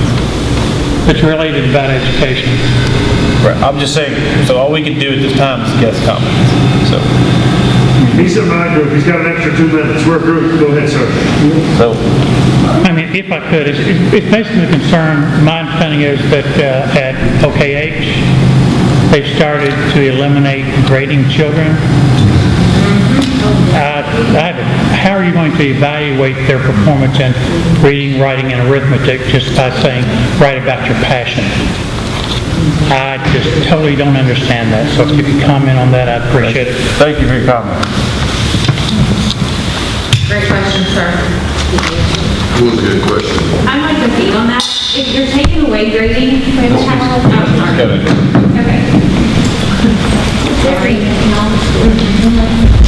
So I'm Heather Marksberry. I'm from Bardstown. I have a first grader in Foster Heights, and she's in a first, second grade split. Foster Heights is amazing. We are already incorporating, she goes to the vocational school with the high schoolers. It's great. She's learning a lot. But she has one-on-one with the teacher. She's a first grader with high schoolers. My biggest concern is, I think it's a great idea to mix all this, but what are you going to do, and I'm being very blunt, and I say this, what are you going to do when you have a 12th grader get a 6th grader pregnant?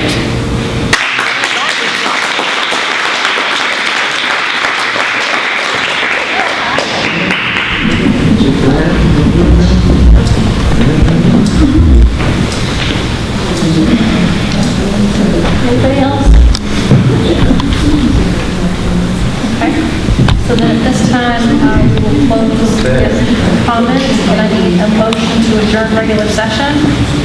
Ms. Berry motion. I need a second. Mr. Dickerson, second. All in favor?